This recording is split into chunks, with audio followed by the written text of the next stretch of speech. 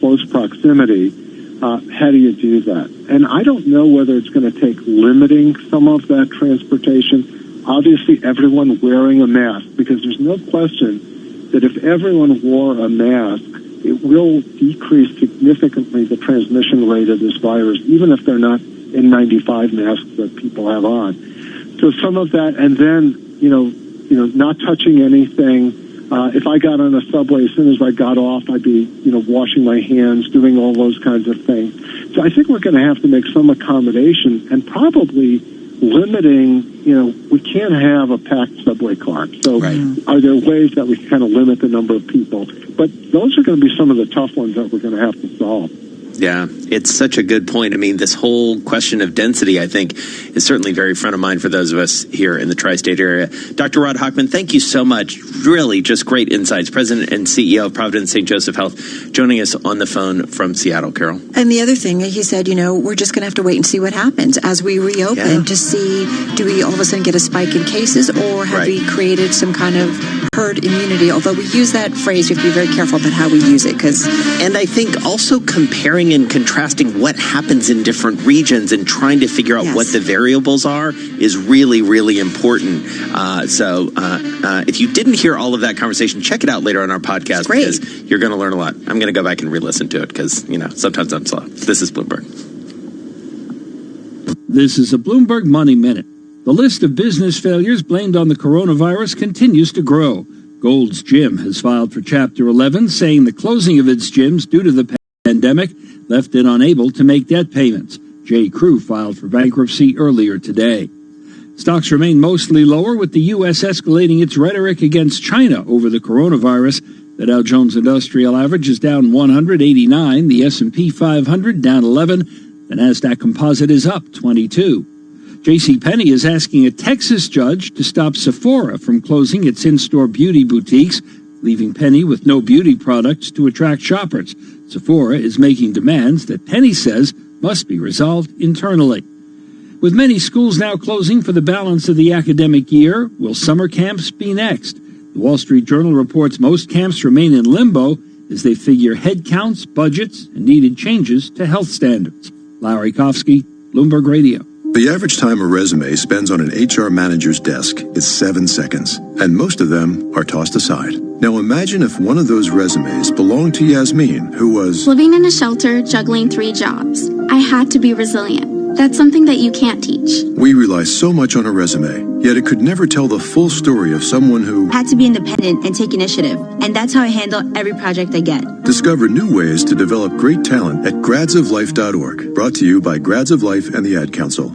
If knowledge is power, the Bloomberg Terminal is your power up, connecting you to real-time financial data, market-moving news, powerful analytics, and an influential network of financial decision makers around the world. Share ideas, negotiate trades, and gain the insight you need to make more informed decisions.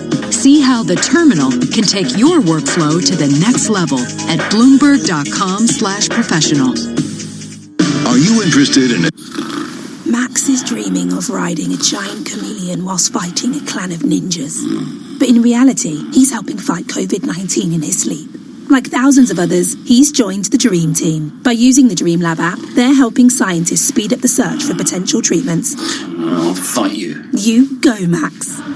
Search Vodafone Dream Lab and join the Dream Team tonight. Dream Lab app is owned by Vodafone Foundation, an independent charity. Registration number 1089625. Full terms at vodafone.co.uk/dreamlab. Sports fans, this is David Jacoby telling you to check out the Chicago Bulls documentary, The Last Dance, as it continues this Sunday at 9 p.m. Eastern on ESPN. Our biggest challenge is us. I am cursed this mentality of competitiveness. Competition is an addiction. Every game is a battle. Dennis, get up here. And then, immediately after the show, listen to Jalen Jacoby's After Show podcast featuring The Last Dance director, Jason Ayer. Search Jalen and Jacoby to start listening today. Looking to freshen up your listening on TuneIn? Head to the homepage to discover something new. There you'll see custom recommendations based on your listening habits, along with new episodes of shows you've enjoyed in the past. Uncover your next audio obsession on the homepage. With the NHL season temporarily on ice, now is a good time to catch up on past games. With Game Replay on TuneIn, you can hear every matchup of the 2019-2020 season so far. And for a limited time, it's free for hockey fans everywhere. Search Classic Game Replays to start listening. In case you didn't know, TuneIn lets you listen to the same radio stations you pick up on your home or car radio, except you can hear them from anywhere. If you want to find a station from somewhere else in the world, navigate to the By Location section under Browse. Keep exploring with TuneIn. Be part of the college sports conversation on TuneIn. Hear the latest storylines around SEC football with the Paul Feinbaum Show. I distinctly remember when you were hired, and I must say most of us thought you were out of your mind, giving up. I wouldn't call it a cush job because you were traveling across the country. Get your college hoops fix with college basketball talk on NBC Sports. Headed by Shabazz Napier, that also included Amita Brima, who is in and around the NBA ranks right now, and DeAndre Daniels, who was the 37th pick in the 2014 NBA draft. So my question to you is... Or listen to the daily news from around the wide world of college football with College Football Live. I would go with Utah. I think Utah is the better team. And I know I'm talking to an Oklahoma guy, but listen, and it may be recency bias having watched Utah last week and doing that game, but I just think they're a more complete football. Discover these and more college sports podcasts right here on TuneIn. Get your daily dose of NFL shop talk with these great podcasts on TuneIn. Start your morning off right with Around the NFL. Injured, depleted roster into the playoffs, and I didn't think they belonged in the playoffs. I think overall, though, it was a great divisional round weekend because you got the first one. Run into the end zone with the Move the Sticks podcast. We had a fun little Zoom cocktail hour last night. Oh, yeah. What a star-studded affair. Greg, you were there for the earlier part, but it really popped off a little later on. We had Zach Goldman. And dive deep into the sidelines with the Peter King podcast. On the occasion of his 50th birthday, come down and record a little bit of retrospective on the life and times of Brett Lorenzo Favre. That sounds like a bestseller. It sounds like a precursor to a funeral. That's what it is. I wasn't thinking that. Explore these and more hard-hitting NFL podcasts right here on TuneIn. Live to New York, Bloomberg 1130. To Washington, D.C., Bloomberg 99.1. To Boston, Bloomberg 106.1. To San Francisco, Bloomberg 960. To the country, Sirius XM Channel 119. And around the globe, the Bloomberg Business app and BloombergRadio.com. This is Bloomberg Business Week. All right, coming up, we're going to check in with Mr. Kevin Cirilli, our chief Washington correspondent. Obviously, things continue to swirl in Washington as we talk about next leg of stimulus. Yeah. And surprise, surprise, there's some disagreement. What? Conflict? No. Doesn't make sense. Doesn't check out. All right, we're going to get into that with Kevin in just a minute. Let's get a check on your top business stories and another update on the trading day. Hey, Charlie Pellet. Well, hello there, and I got to tell you, that's Cirilli. He is one of the hardest working dudes at Bloomberg. Got the show that will air tonight at 5 o'clock, as it does every weeknight on our Washington station. Got to catch Kevin Cirilli's program. We've got the Dow, the S&P, they're lower. NASDAQ is higher right now. It is a mixed Monday. Stocks falling, though, for a third day after the U.S. escalated rhetoric against China over the coronavirus. S&P down 7, a drop there of 0.3%. The Dow down 152 points, now lower by 0.6%. NASDAQ up 38. That is a gain of about 0.4%. 10-year down 8/30 seconds, yield 0.63%. Gold up 0.4%, 17.07 the ounce. West Texas Intermediate crude now surging 3%, up 61 cents a barrel, holding above $20.41.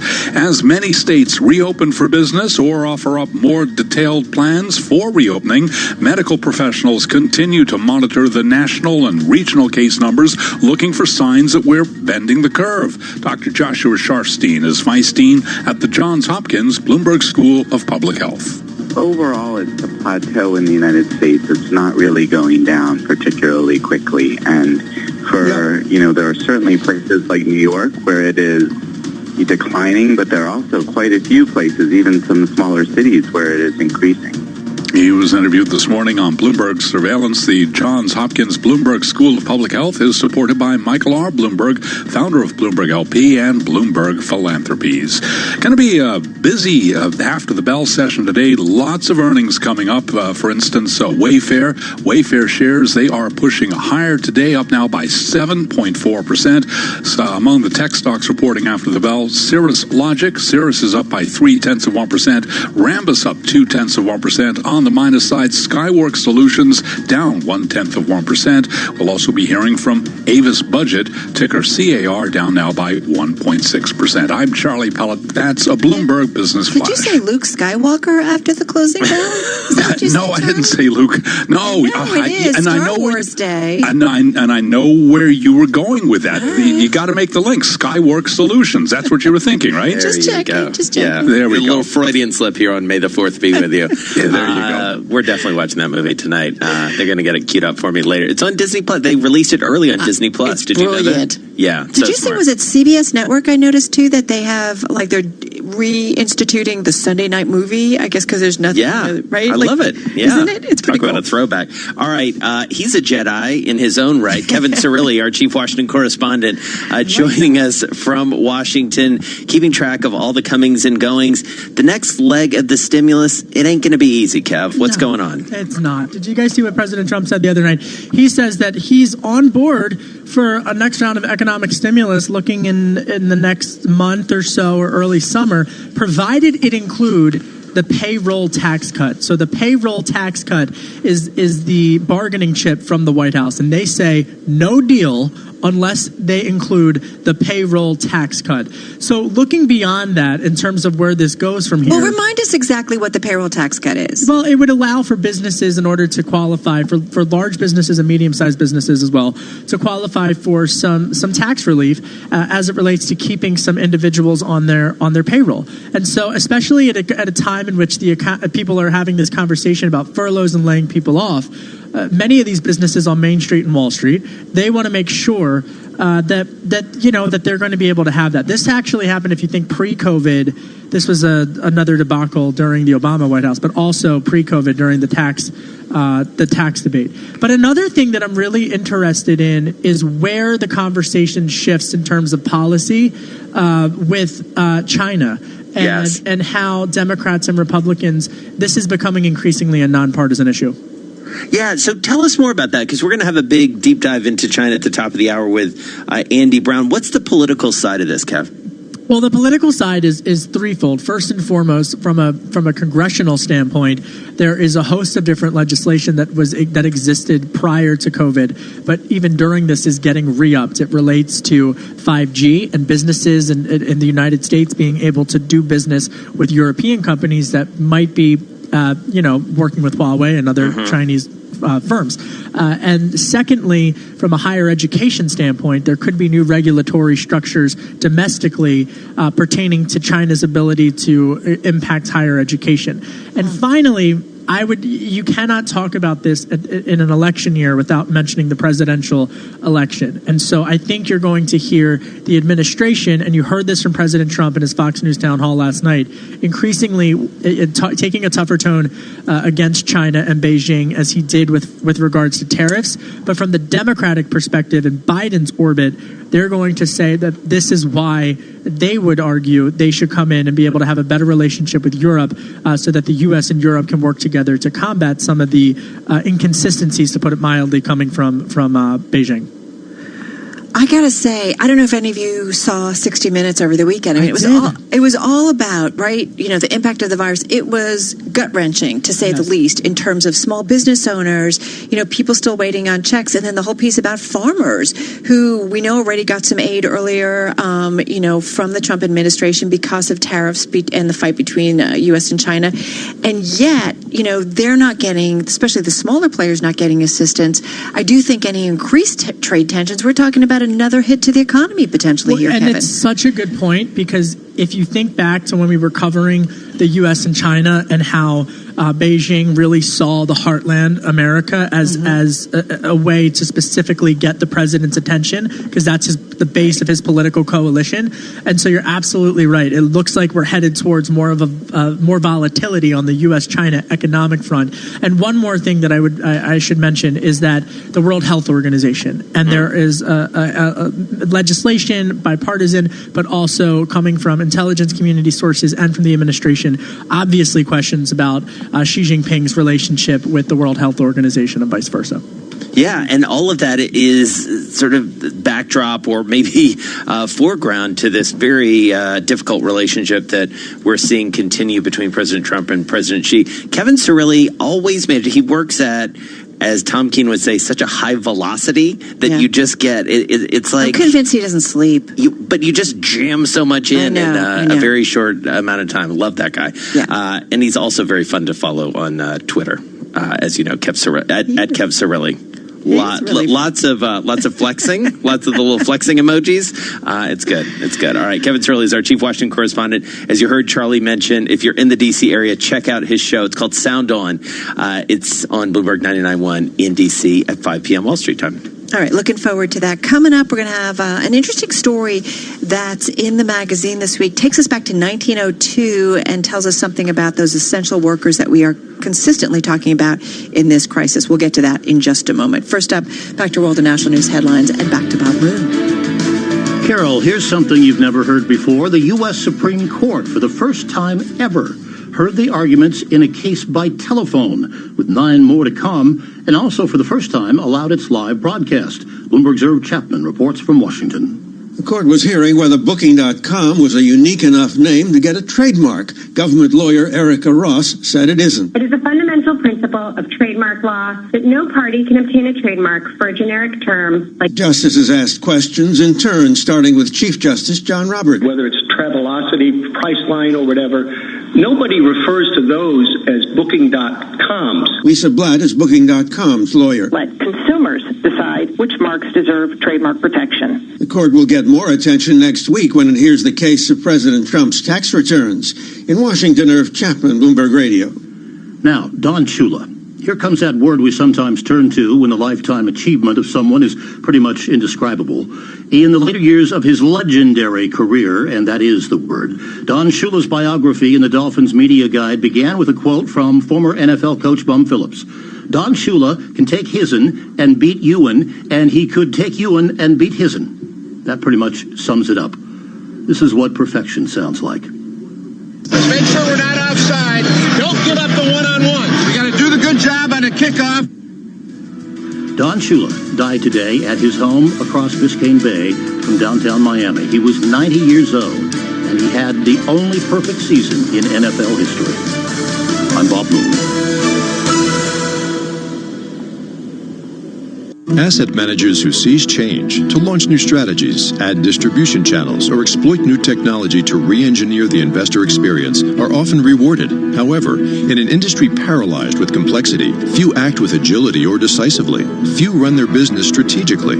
Yet, the most competitive managers in the market know with the right partner and a flexible operating platform, you can. Go boldly toward change with SEI Investment Manager Services. I'm Steve Meyer, president of SEI's Investment Manager Services. At SEI, we understand the emerging forces that will define success for asset managers and what firms will need to compete tomorrow. That's why we continually optimize SEI's global operating platform. If your business requires greater agility, our advanced technology, integrated best-in-class systems, and multi-asset expertise can be your catalyst for business transformation. With SEI Investment Manager Services, you lead the charge in a competitive marketplace. Learn more at SEIC.com/seize change. Business is constantly evolving. Is your financial printer evolving to keep ahead of the curve? At Command Financial, we are redefining financial printing by providing industry-leading expertise, leveraging technology, and honing processes and best practices. Every day, Command helps SEC registrants as well as members of their working groups, including securities attorneys and investment bankers, prepare, file, and disseminate regulatory and disclosure documents, such as registration statements, M&A documents, and mutual fund prospectuses and reports. Command provides a full range of services to help you effectively complete your deal, meet your disclosure requirements, and achieve your shareholder communications objectives. Visit our website at commandfinancial.com and learn how we're evolving, not only with the times, but also with your business requirements. Command Financial, redefining financial printing. The best of Bloomberg Business. We're all having to get used to the new normal. And at Birkbeck University, we're experts at being adaptable. As London's evening university, we've been flexing around the lives of busy commuters for nearly 200 years. And you can find everything you need to secure your place for autumn online. From expert advice to virtual tours, a live chat with our students and course applications. Make the new normal, studying for the career that you really want. Search Birkbeck, and it's new problem solved. Helen is dreaming of fighting a flock of 40-foot flamingos. But in reality, she's helping fight COVID-19 in her sleep. Like thousands of others, she's joined the Dream Team. By using the Dream Lab app, they're helping scientists speed up the search for potential treatments. I'll fight you. Keep fighting, Helen. Search Vodafone Dream Lab and join the Dream Team tonight. Dream Lab app is owned by Vodafone Foundation, an independent charity. Registration number 1089625. Full terms at vodafone.co.uk/dreamlab. In case you didn't know, TuneIn lets you listen to the same radio stations you pick up on your home or car radio, except you can hear them from anywhere. If you want to find a station from somewhere else in the world, navigate to the By Location section under Browse. Keep exploring with TuneIn. To help make the most of your time at home, TuneIn is sharing our top activities for social distancing. Tip 3, have a game night. In fact, why not make it a game day? Whether you're quarantined with kids or roommates, nothing passes the time like a game of cards, Pictionary, charades, dominoes, or Never Have I Ever. If you've got the hardware, break out the video game console and enjoy hours of guilt-free gaming. For more indoor inspiration, search Listen from Home on TuneIn. Want to relive the glory of college football? Balls over a man, into the end zone. Come explore TuneIn's classic game replay collection to hear ESPN's complete coverage of the 2019 New Year's 6 bowl games. Don't miss your chance to re-experience the Rose Bowl, the 2020 National Championship, featuring Clemson and LSU. There are going to be 2 champions on the field tomorrow night. There's going to be 1 team hold up the trophy. 10, to the 5, touchdown! Search classic game replays to listen for free. Get your daily dose of NFL shop talk with these great podcasts on TuneIn. Start your morning off right with Around the NFL. Injured, depleted roster into the playoffs, and I didn't think they belonged in the playoffs. I think overall, though, it was a great divisional round weekend because you got the first one. Run into the end zone with the Move the Sticks podcast. We had a fun little Zoom cocktail hour last night. Oh, yeah. What a star-studded affair. Greg, you were there for the earlier part, but it really popped off a little later on. We had Zach Goldman. And dive deep into the sidelines with the Peter King podcast. On the occasion of his 50th birthday, come down and record a little bit of retrospective on the life and times of Brett Lorenzo Favre. That sounds like a bestseller. It sounds like a precursor to a funeral. That's what it is. I wasn't thinking that.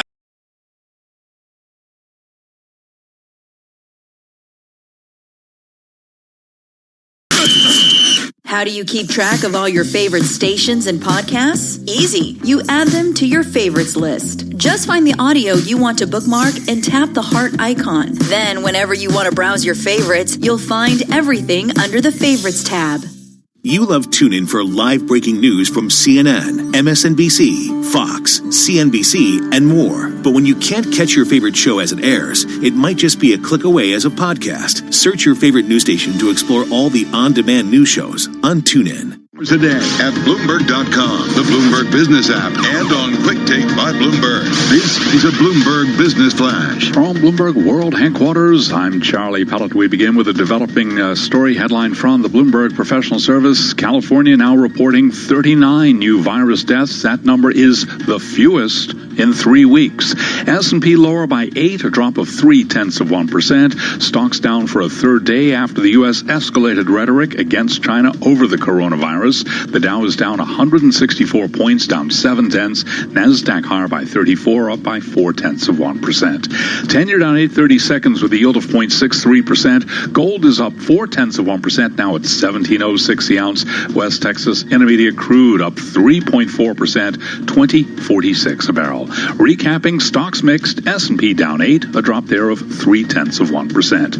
I'm Charlie Pellet, and that is a Bloomberg Business Flash. All right, Charlie, thank you so much. You're listening to Bloomberg Business Week. Carol Master along with Jason Kelly. And I feel like, Jason, a little bit of what we just talked to for our New York audience about the Amazon engineer who quit in protest about how Amazon is treating some of its workers fits into this next story. It's in the magazine this week, and it's really fascinating because throughout this virus pandemic, we've been talking about essential workers, right? And hopefully it's made all of us realize how important they are.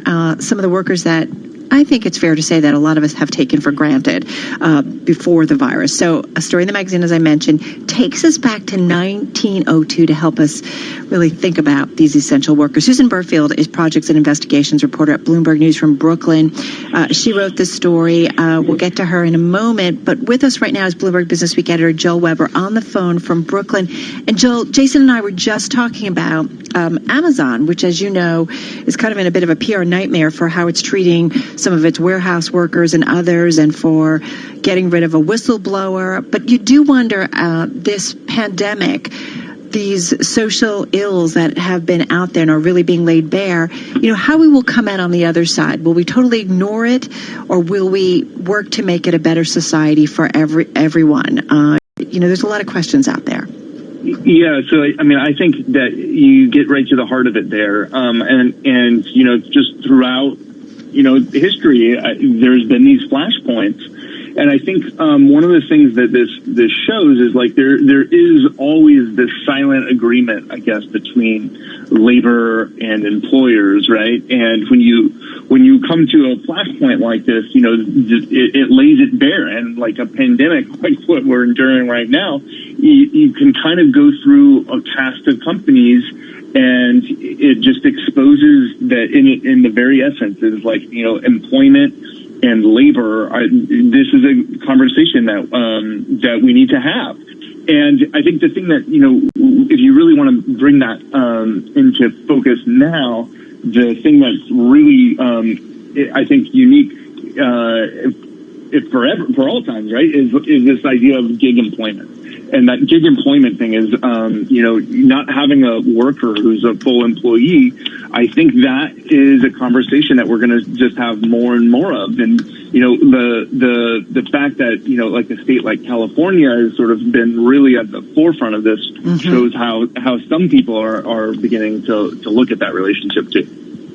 And so, Susan, come on in here. Susan Burfield, projects and investigations reporter for Bloomberg, author of this piece and a new book. So tell us about what you found about this coal strike, because for those of us who don't know about it, there's a bit of a, wait, what? But tell us how this connects.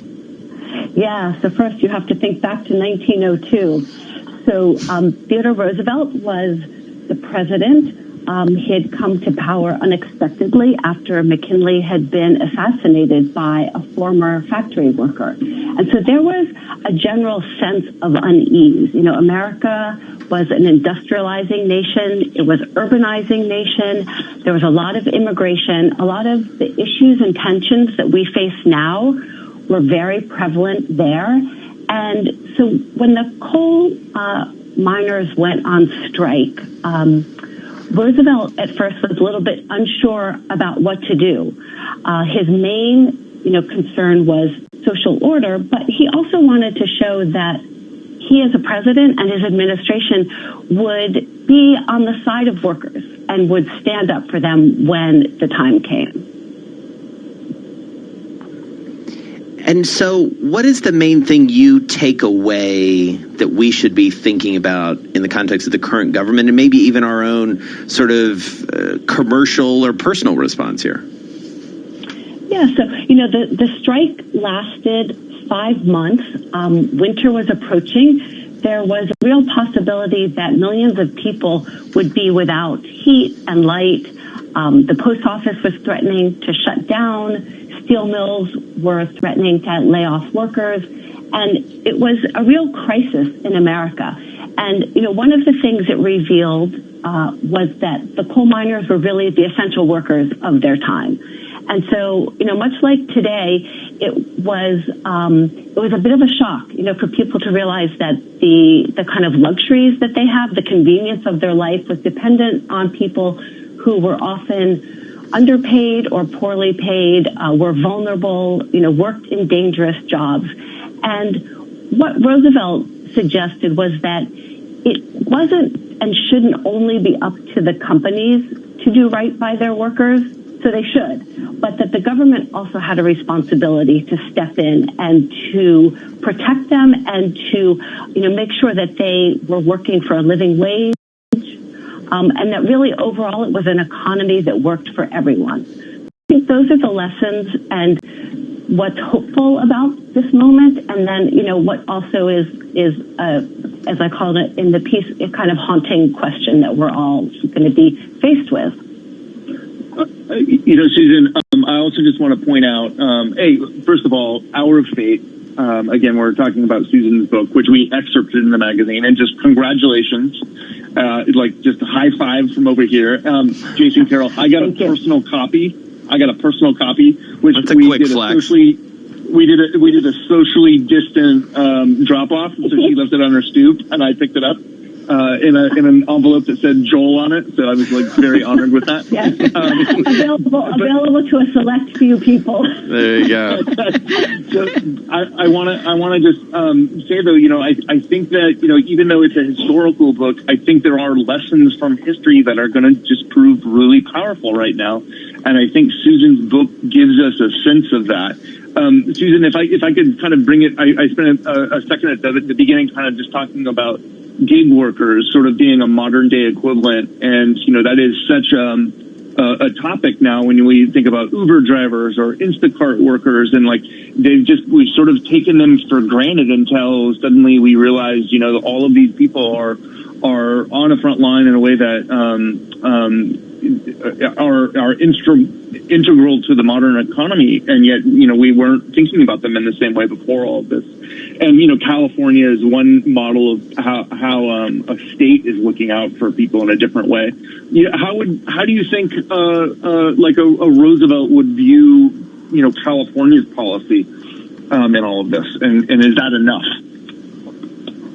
Yeah, that's a really good question. So, Roosevelt really ushered in the progressive era in America, and it was really the first, time that a president kind of came out very directly and said, we in the government, we as Americans need to provide a square deal for everyone, was his term. Then later we had the New Deal and we had the Great Society, but first there was a square deal, and it was the idea that, everybody should have, as equal a chance as possible, and that, everyone should be equally protected. And so while I think Roosevelt would be supportive of what California or any other state is doing, or for that matter, what any single company is doing, right, he really believed in the power of the federal government. Yeah. Well, and I have to say, I love, too, this idea of COVID capitalism, and we'll have to see where the country goes, whether it just helps to benefit those that have already benefited a lot, or whether we rewrite some of what's been going on in our society. Susan Burfield, check out her book. We'll hopefully talk to you more about that. And, of course, our thanks to Joel Weber. This is Bloomberg. That saying, success. Get your cook on with Asda. With Butcher's Selection quarter-pounder beef burgers, get a 4-pack for just £2.28. And salmon fillets, get a 2-pack for only £2.97. So dinner's always a winner. At Asda, we're committed to low prices every day on the quality products you need. Asda. Selected stores online, subject to availability. Where will 2020 take you? Somewhere where people care. About each other. About our planet. about creating a better world for everyone and becoming the best versions of yourselves. Join a community of like-minded individuals at the University of Winchester. Make sure to accept your offer by the UCAS deadline and visit our website to find out more. See the bigger picture. Be the difference. Go to winchester.ac.uk. TSB believe in people helping people. So if for whatever reason you become an innocent victim of fraud, they will refund every penny you lost from your TSB account. Find out more about their fraud refund guarantee at tsb.co.uk. Terms and conditions apply. Another day inside? I've turned my place into a gymnasium. I'm using the stairs for lunging and the washing machine as a power plate. But if you'd rather shed pounds off your outgoings, take a few minutes to check your bank account for any unwanted direct debits. It's just another small step towards money calm. Money Supermarket. Get your MLB fix with these great podcasts on TuneIn. Fill your seventh inning stretch with the Ringer MLB Show. I just can't get over it. It's like, oh, well, Jeter Downs didn't realize he was a top. Like, my dad is drinking the Kool-Aid on this. He's like, of course. Mookie was going to leave. I'm like, what do you mean? You don't know that. Slide into second with the Starting Nine podcast. Nolan Arenado slides right into the top spot for favorite baseball player. Active in the league right now. It is a pleasure to be sitting next to you, sir. Thank you, man. I appreciate it. Thank you. This is we've been waiting a long time for this. We actually, in terms of like active round the bases with the Statcast podcast. Ways of going about it. I picked third, so in some ways it made it easier for me. Mike, just to go over the first couple of picks. Mike took Barry Bonds, who I think was kind of the obvious guy to take number one. Not only catch these and more MLB podcasts right here on TuneIn.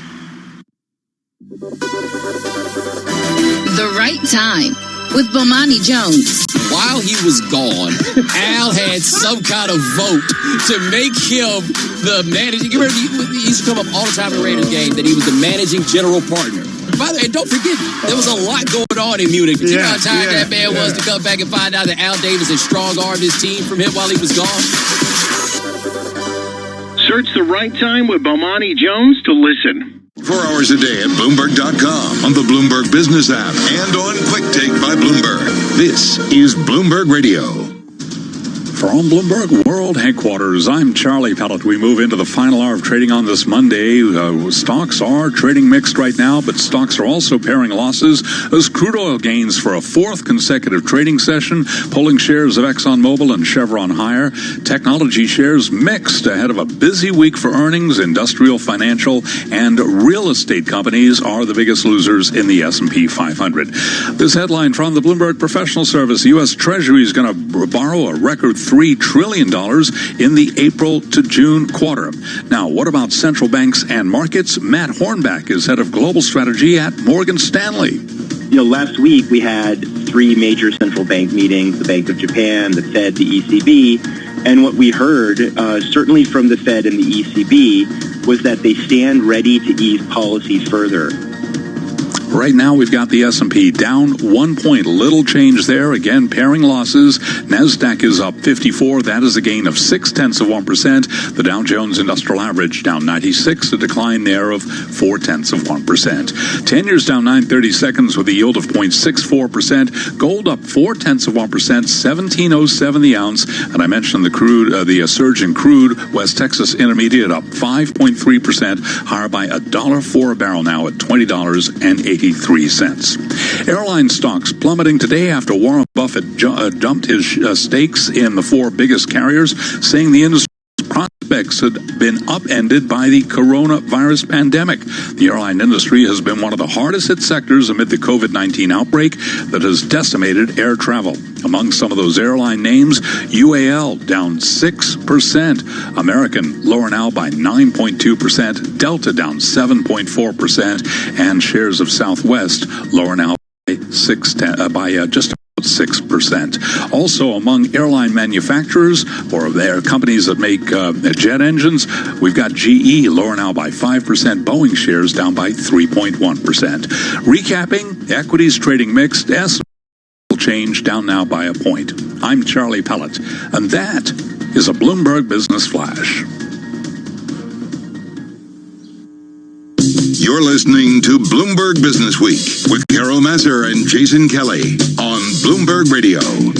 All right, let's do a little Business Week economics and sort of a special edition today because we want to really focus on what's going on between the U.S. and China. And we try to catch up this time more or less every week with Andy Brown. He is editorial director of Bloomberg New Economy. He joins us on the phone from New Hampshire. And Andy, I have to say, we were talking on our planning call earlier today and realizing everything that is going on between the U.S. and China, some comments made by both sides. You were the guy we needed to talk to, so we really appreciate you taking some time here. Give us the context, because this has been complicated, to say the least, but it feels like it got turned up to 11, as they say, over the past 24, 48 hours. Yeah, so, this whole blame game between the U.S. and China, as you say, has now gone to a whole new level. And what's happened now is that Donald Trump has threatened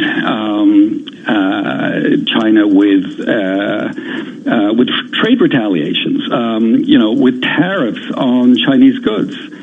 So, here we are, sort of teetering on the edge. We're certainly in a recession, teetering on the edge of a depression, and the last thing the world needs now is a trade war. And it looks as though we may be getting one. Well, and yet, exactly. I mean, Andy, it makes me wonder, what are the conversations that are going on in the White House at this point?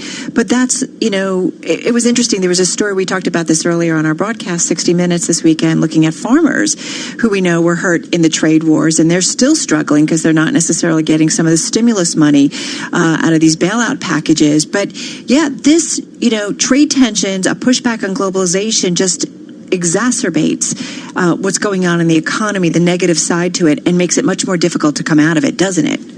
Right. So, people forget half of all of the tariffs that Trump put on China are still in place. And, it's a myth that the Chinese are paying for this, and that this is a sort of a net budget plus for the U.S.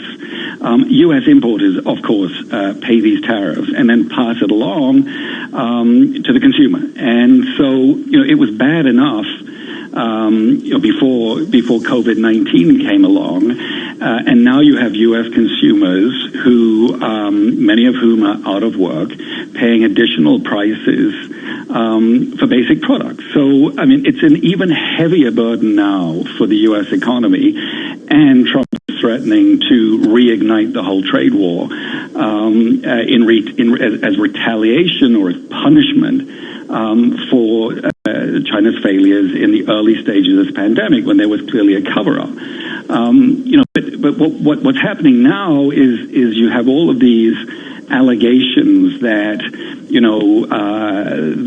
that COVID-19 came out of a lab in Wuhan. So the scientific community say, look, it's possible. And this is the consensus of the scientific community. It's possible, but not likely. It probably wasn't man-made or, artificially engineered. Probably came out of an animal. And Trump and Pompeo keep saying, well, there's evidence, and you're getting this drip, drip, drip, but, there is no evidence. So, right now the Chinese are saying, okay, this plays right into their own narrative, which is it's all about the White House deflecting blame for their own late catastrophic response at a federal level to coronavirus. Well, and I do wonder, Andy, too, how much the Chinese, not that this lessens the severity of what Trump is doing essentially in impacting the relationships between the two nations even more severely, but how much do the Chinese also say, he's running for re-election, he's playing the game again? Well, yeah, that That's exactly what they're saying, and the Chinese, in their own way, they're playing, a similar game. So, you've had statements from Chinese Foreign Ministry spokesman, spinning this conspiracy theory that the coronavirus came out of the U.S. military during these military games that took place, in Wuhan. So both sides are playing this. But, this is having real impact right now on the economy. The markets are down today because they're very worried that in the middle of this global pandemic, we may see an eruption of trade tensions. I just saw that the renminbi, the Chinese currency, is sliding. It's almost at a historic low, as a result of these tensions. Well, and it's interesting, Andy, we heard from Kevin Cirilli, Chief Washington Correspondent, earlier that China feels like something that actually the Democrats and Republicans, at least in broad strokes, can kind of agree on. Do you agree with that? And what are the implications of sort of finding something to agree on in a place where nobody agrees about anything? We only have about a minute left. Yeah, I mean, not only are they agreeing on it, but I think they're going to be competing with each other in this election to be tough on China. It's China bashing is going to be a central theme, I think, of this election, the presidential election. Wow. Yeah, no, I mean, it's interesting to think about that, too, because you do see it, coming down on, even if you're just sort of comparing and contrasting tweets, between the president and presumptive nominee, former Vice President Joe Biden. Fascinating. Well, we ask, he delivers. That's what we love, Andy Brown. Great context, editorial director of Bloomberg New Economy, joining us on the phone from New Hampshire. Of course, he's the former China editor, senior correspondent, columnist for the Wall Street Journal. So he grew up largely over in Asia and Hong Kong and elsewhere, and lived in Beijing. So he really knows his stuff and knows how complicated, but also how important this is, and how it not going well could really have vast long-term implications. And that's the thing. The game's being played on both sides, right? But there are implications to all of this, and we can't forget that, especially when it comes to the impact on individuals in each of the countries. All right, let's get back to world and national news headlines. Back over to Bob Moon we go. Hi, Bob. Hi, Carol. Breaking news in the past hour, the Treasury says it will have to borrow a record $2.99 trillion in the current quarter to deal with the coronavirus pandemic. Contrition and conviction from the mayor of New York City today, Bill de Blasio, rejected calls to stop having police officers enforce social distancing during the coronavirus crisis. This after one cop was caught on video pulling a stun gun on a man and violently taking him to the ground. De Blasio said today that a confrontation over the weekend in Manhattan's East Village was very troubling and absolutely unacceptable, but the mayor contended it was an outlier among tens of thousands of interactions. Governor Andrew Cuomo, meantime, said today there are new realities between citizens and governments. What the governments have done, federal, state, local, what we've done in this state has literally saved lives. The officer involved in the weekend incident was stripped of his gun and badge and placed on desk duty pending an internal investigation. Italy started stirring today with millions of people allowed to return to work as Europe's longest coronavirus lockdown started to ease, while the U.S. took halting steps to lift some restrictions, even as tens of thousands of new cases were reported every day. In Washington, the Senate is reconvening for the first time since March. Global news, 24 hours a day, on air and on Quick Take by Bloomberg, powered by more than 2,700 journalists and analysts in more than 120 countries. I'm Bob Moon.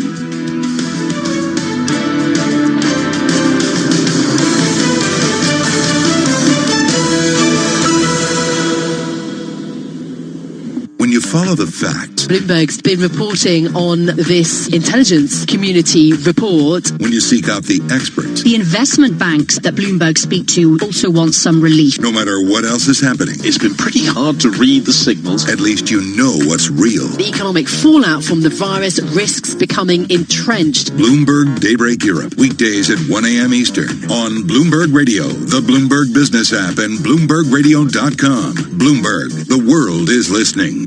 Hi, I'm Danica Patrick. Watching my nieces grow, play, and learn is amazing, but not every child gets to be carefree. 1 in 6 kids in the U.S. are hungry. This breaks my heart, and it's something that Feeding America is working to change. Each year, the Feeding America network of food banks rescues billions of pounds of good food that would have gone to waste and gives it to families in need. To help, visit feedingamerica.org. Brought to you by Feeding America and the Ad Council. In-depth analysis, concise reporting, need-to-know global business news. Around the world and across the markets, Bloomberg connects the dots for decision makers. Stay on top of today's headlines. Follow big breakthroughs in tech. Understand the latest political issues. See how the world's wealthiest are spending their money. Track what's happening in the markets, and much more. Subscribe today to Bloomberg, the global standard for business reporting. Get it all at Bloomberg.com/subscriptions. When you went car shopping, you meant business. You aced vehicle history searches and test drives. You out-salesman to the salesman. Now you've got your wheels. If you manage that, you can get your retirement plan on track. Visiting aceyourretirement.org can help. With 401k tips and smart saving strategies, you'll have the info you need to get more for your future. Go to aceyourretirement.org, because when it comes to speeding past financial challenges, you're an ace. Brought to you by AARP and the Ad Council. The world's financial decision maker. Somebody has a stroke every 5 minutes in the UK. With time, though, courage, and the right support, lives can be rebuilt. Mine was. But with this current crisis, I can't imagine how much harder it must be for the stroke survivor and their family, more isolated and alone than ever. The Stroke Association is working tirelessly to support the NHS and develop new ways to rebuild lives. To find out more or to donate, search Stroke Association now. Want Apple's latest Mac? From just £34 a month. With no deposit. Buy online now from krcs.co.uk, your local Apple experts, and get your Mac with all this, plus 2 years warranty. And free next day delivery. See our full Apple range now at krcs.co.uk. Representative example, cash price 103,306, 36 months at 33.97. Total payable 122,292. Representative 11.9% APR. In case you didn't know, TuneIn lets you listen to the same radio stations you pick up on your home or car radio, except you can hear them from anywhere. If you want to find a station from somewhere else in the world, navigate to the By Location section under Browse. Keep exploring with TuneIn. Be part of the college sports conversation on TuneIn. Hear the latest storylines around SEC football with the Paul Feinbaum Show. I distinctly remember when you were hired, and I must say most of us thought you were out of your mind, giving up. I wouldn't call it a cush job because you were traveling across the country. Get your college hoops fix with college basketball talk on NBC Sports. Headed by Shabazz Napier, that also included Amita Brima, who is in and around the NBA ranks right now, and DeAndre Daniels, who was the 37th pick in the 2014 NBA draft. So my question to you is... Or listen to the daily news from around the wide world of college football with College Football Live. I would go with Utah. I think Utah is the better team. And I know I'm talking to an Oklahoma guy, but listen, and it may be recency bias having watched Utah last week and doing that game, but I just think they're a more complete football. Discover these and more college sports podcasts right here on TuneIn.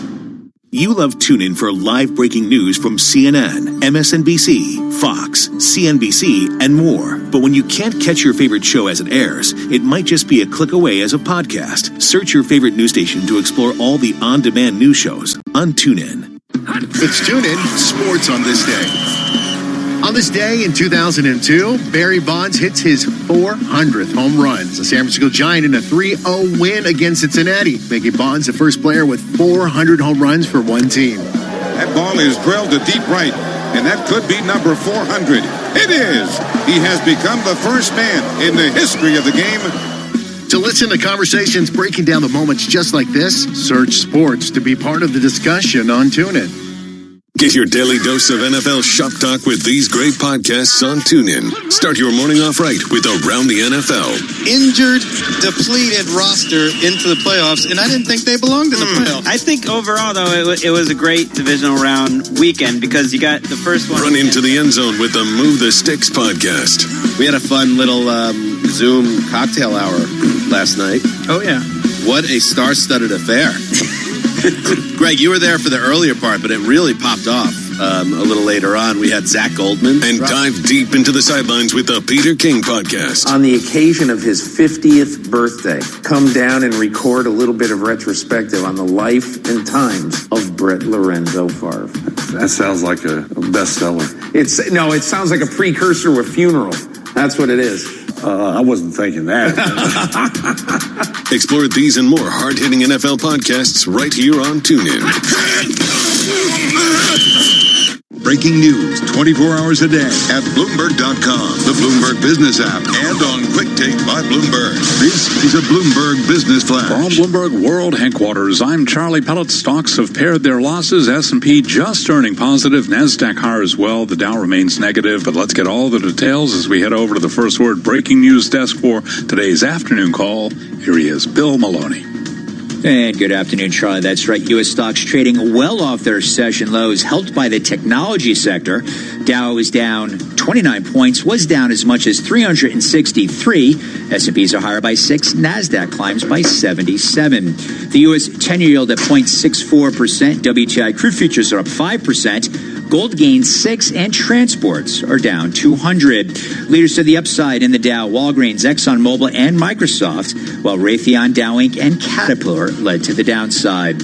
After earnings, Tyson Foods fell 9%. And in other news, cruise operator Carnival plans to phase in North American service beginning August 1st, and Cuomo said that New York will be reopening in 4 phases.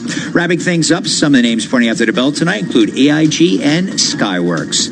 Live from the First Breaking News Desk, I'm Bill Maloney. Charlie? Okay, we thank you very much, Bill. And to hear live breaking news over your Bloomberg type squawk, SQUAWK on your terminal. I'm Charlie Pellet, and that is a Bloomberg Business Flash. All right, Charlie, thank you so much. You are listening to Bloomberg Business Week. Well, it's beginning to look a lot like Christmas. Not really, but we know retailers, here. I know, are already starting to think about it, and what they're thinking about doesn't look good. I was not excited from what it says, but excited to read the story because it's so smart, and by one of our top reporters, Matt Townsend. He joins us on the phone from Brooklyn. So this isn't great. Retail sector clearly suffering here, Matt, but already Christmas looking grim? Yeah, that's right. I mean, there's a lot of thought out there that at some point we'll have this nice recovery coming into the fourth quarter and consumers will bounce back. So we looked at it, and, companies like Fitch, the ratings company, they're already baking in as much as a 10% decline in sales for discretionary companies. And it really boils down to 2 things. One, the consumer. They expect, and other firms expect, the consumer to still be under pressure, whether it's high unemployment, the threat of the virus. Also, shopping in a retail environment that has all this social distancing might not be that great of an experience. That could dampen sales. So there's a lot of problems with the consumer that could lead to what we're calling a, quote, blue Christmas. Yeah, I just think there are so many questions, and I think you just hit it, and I do wonder what it means for retailers. Macy's is opening up, right, Matt? And I just think about, do I want to go in there? How do you keep a place of that size? How do you keep it totally clean, safe? I just think it's difficult. It is, and so far we've seen from some of the early states opening up, or even for some of the retailers that have been open the whole time, like a Walmart, or Target, they're having some issues with their in-store sales. And the other thing is, people just expect, if people don't want to go to Brazil to shop online, but the problem with that is online e-commerce is a much lower margin business for most retailers because they have to do all the shipping and the return shipping. And then on top of that, impulse buys. So the whole point of a store is you walk in and you buy stuff that you didn't go there for. Right. The whole thing, if you go there to buy milk at the grocery store and you end up walking out with a full cart. Well, online, that doesn't really happen as much. So that's basically the fundamental way a lot of these retailers work. So if more sales going to online could impact margins in a big way. Yeah, that's really interesting. And also, I mean, not for nothing, we could be in a horrible economy by the time it gets to Christmas time, and people just are not going to want to be spending a lot of money, presumably. Yeah, I mean, that's it's hard to model this, like has been said ad nauseum throughout this whole thing, is that there's nothing to compare this to. Right. And another thing we wrote about in the story is that there's this other side to this as well, whereas retailers are financially distressed. Obviously, we saw J.Crew file for bankruptcy the past 24 hours, and there's a big question mark about will they be able to even get enough products on the shelves to meet demand. The supply chains have been upended, and we've reported about this a couple of times already in the past few weeks, is that vendors are very upset and feel very burned by the retail industry because they basically had months of orders canceled on them. They're stuck with all these goods, nowhere to sell them. So there's this frostiness between the retailers and their vendors, and it's becoming dicey to ship to a retailer at this point, not knowing what's going to happen. So Matt, let me just ask you as a consumer, because I've been watching this, and my daughter and I, like if we see something that's online, and we're like, I'm going to wait because I think these. The retailers prices are going to go down. Yeah, totally. And you do see it kind of move around a little bit, and how retailers are keeping track of what's in your, basket. And they're like, hey, did you see, now it's on sale. So I do wonder for a consumer, will there be lots of deals or not necessarily? Because as you say, supply chains, but I do wonder about all that old inventory that's just sitting around and they've got to get rid of it. Yeah, no, I think there will be deals, or there will be, a flood of inventory going to the discounters and the TJ Maxx's of the world, and the Marshalls and things like that. But there is that consumer behavior where you're expecting to see bigger discounts at this point because you hear the news about all these retailers in trouble, and for the most part, we haven't seen wholesale liquidations of products or anything like that. So we got to talk J.Crew. Yeah, talk to us about J.Crew, because this is obviously an incredibly well-known brand.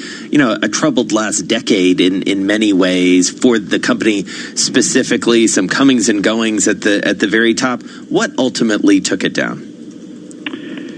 J.Crew won over. A lot of these companies, they won over a generation of consumers. They won over the Gen Xers, in the 90s and everything like that. And they just were never able to win the next generation for whatever reason, whether it was competitors, fast fashion, Mickey Drexler, obviously the architect of the brand. Did he lose his way? Did the brand lose its way? I mean, there's a lot of things that are a part of this. But a big thing is the consumer really just moved on, and they never were able to win that next generation. Like my generation loved J.Crew. The generation below us, who are now in their early 30s, 20s, did not go to J.Crew as much as we did. Yeah. No, it's really true. They're shopping differently. That's and for sure. And there's the whole private equity angle too, which obviously saddled the company with some debt, and maybe made some decisions that ultimately took it down. So it's never too early to talk Christmas, though. No, it is.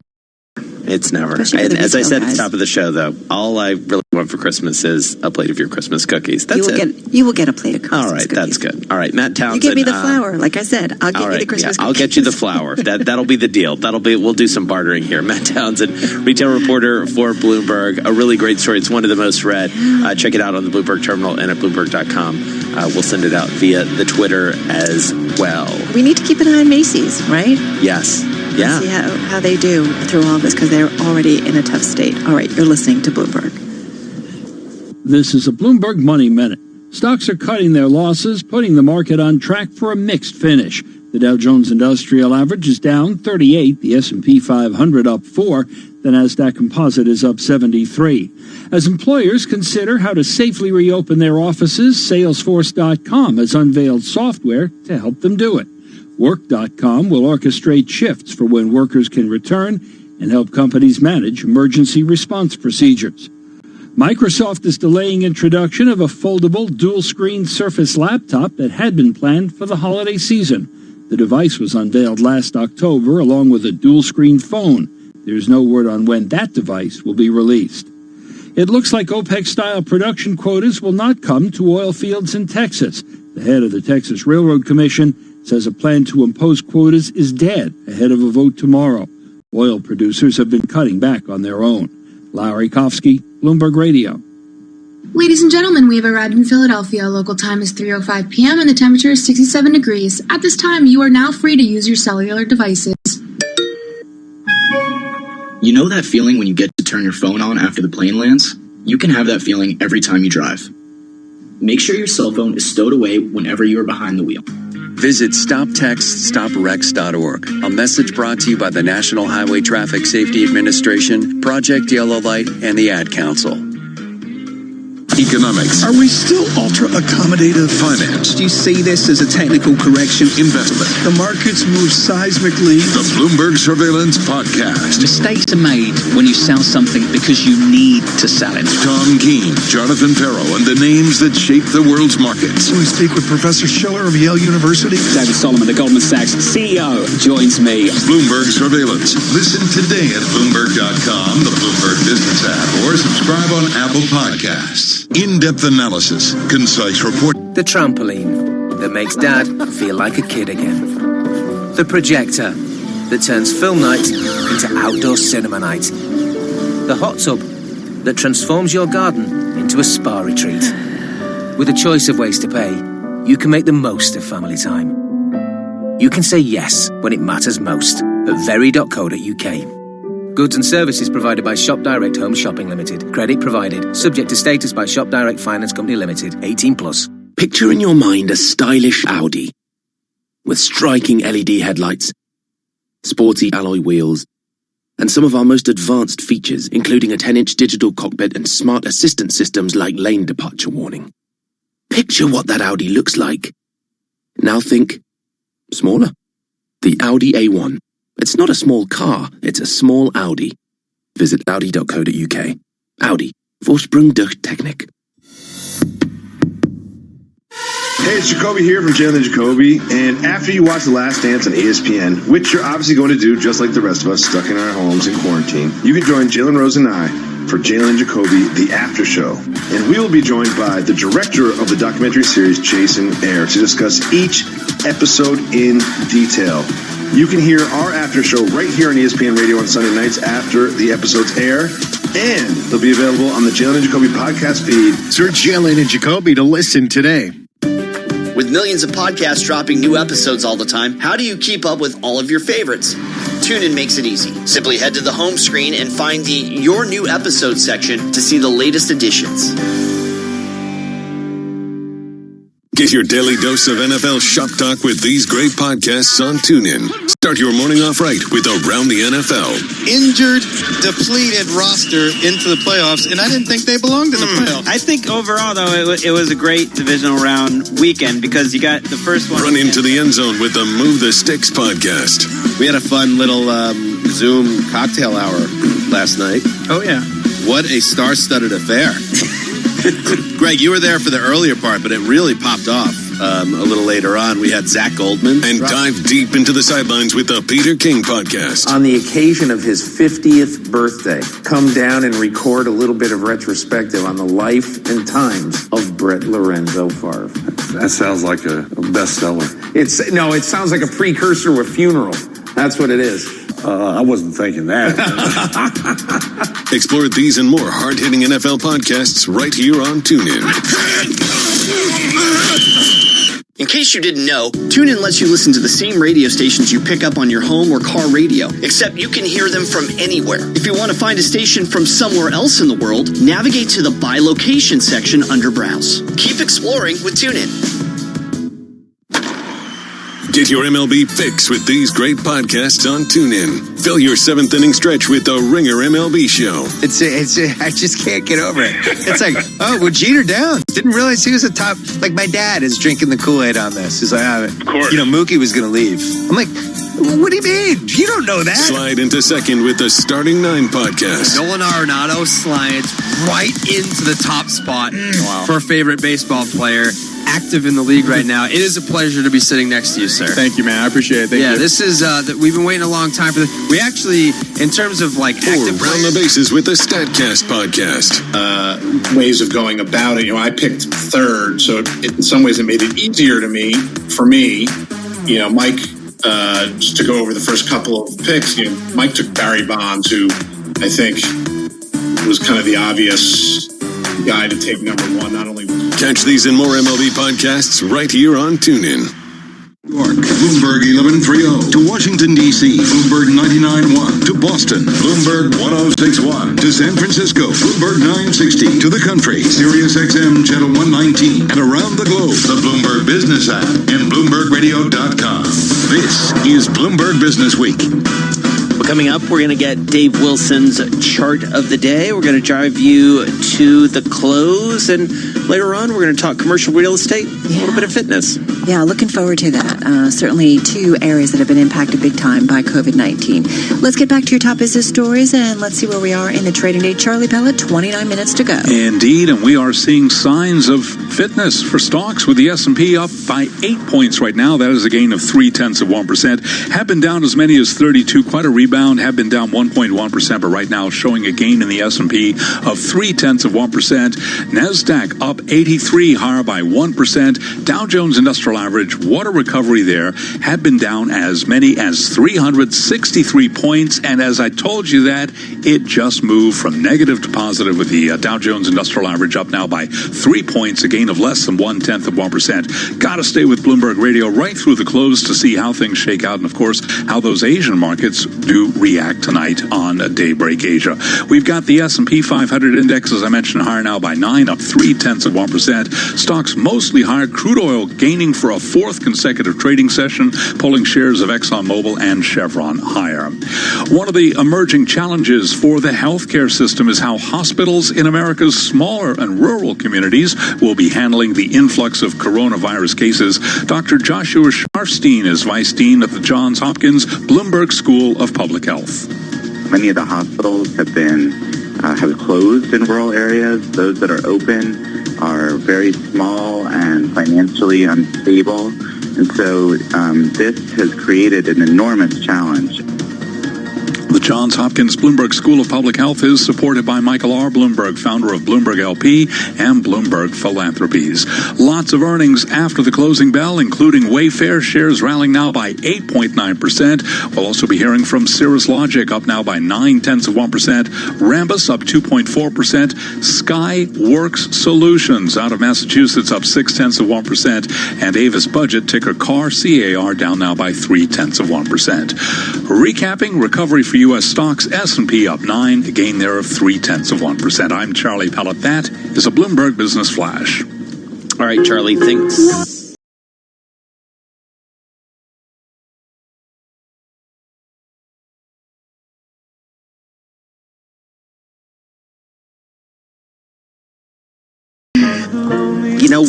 The best remake I've heard of this, or the best cover I've heard of this song, did you see the movie Magnolia? Amy Mann, I believe, did a cover of this. It was a Paul Thomas Anderson. What was that movie? Magnolia was with Tom Cruise and Juliette Moore. Dave, did you see Magnolia? I did. Do you remember that cover? It was pretty haunting. Yeah, vaguely. Vaguely remember. Whoa. Yikes. Okay. Yeah, got a little chilly it's okay. I mean, there's so many songs over the years. It's just how do you keep track of them all as much as anything? So one thing you are keeping track of is those high-yield ETFs. Right. It's something I ran across in a post last week that got my attention, really. Paul Schatz over at Heritage Capital kind of pointed out what was going on with, a specific high-yield exchange-traded fund. The Spider Bloomberg Barclays, as it happens, high-yield bond ETF, and the ticker on this one is J&K. You go back to last month when the Fed said that it was going to be buying some bonds that were not investment grade anymore, though they had been recently. You saw this ETF really take off. It was up 6.7%. And since then, well, it just hasn't been able to sustain the gains. I mean, for the most part anyway.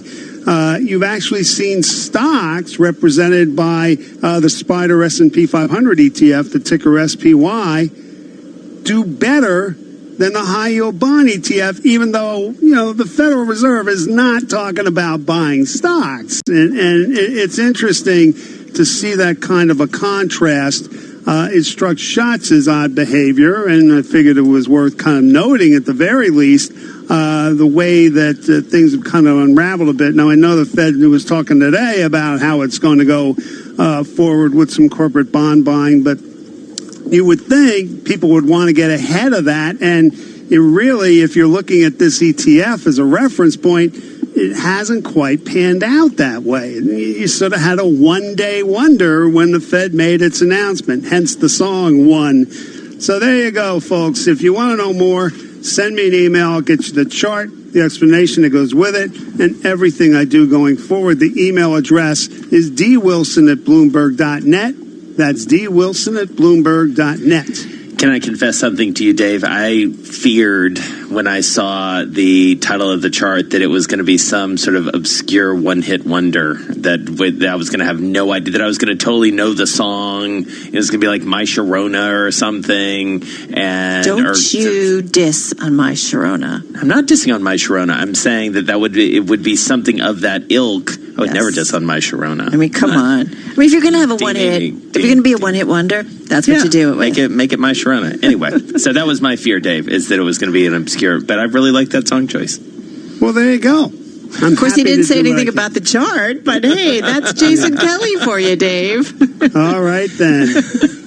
All right, Dave. I'll take what I can get. We will be back with you later with your stock of the day. And all I'll say about the stock of the day is no relation.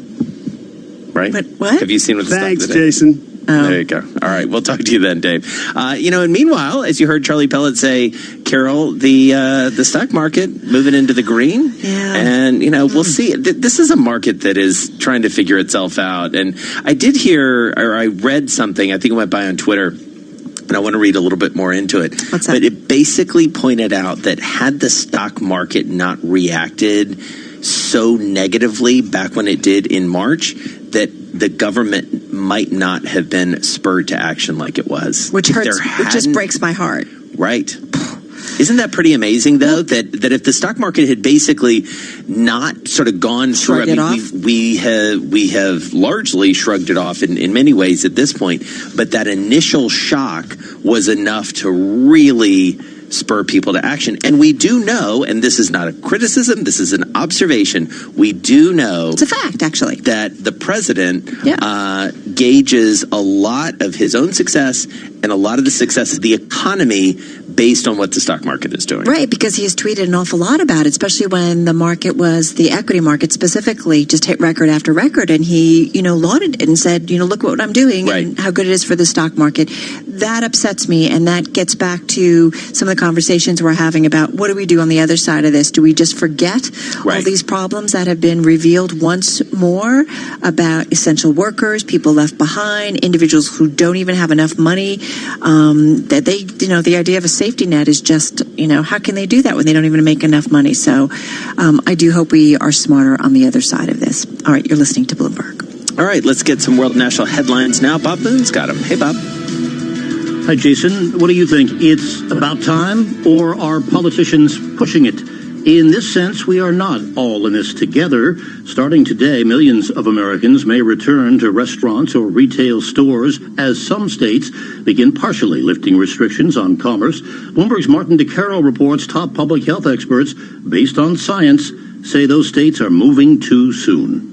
To avoid a wave of new coronavirus infections upon reopening their economies, states should see a sustained reduction in cases first. They should also have adequate testing capacity and battalions of contact tracers. We don't have any of those in many of these states. Georgetown University global health expert Lawrence Gostin says large segments of American society are marching into the pandemic blindfolded. On a population basis, we're doing far less testing than our peers. And as the Trump administration publicly encourages states to reopen, FEMA is preparing for another wave of dead, looking to place mobile morgues across the nation. In Washington, Martin DeCaro, Bloomberg Radio. California hospitals say they have suffered as much as $14 billion in losses by postponing elective surgeries and other procedures to clear space in anticipation of a flood of coronavirus patients that never occurred. The California Hospital Association today asked state lawmakers to immediately approve $1 billion in financial aid. Meantime, the Treasury Department says it will need to borrow a record $2.99 trillion during the current April-June quarter to cover the cost of various rescue efforts. Global News, 24 hours a day. I'm Bob Moon.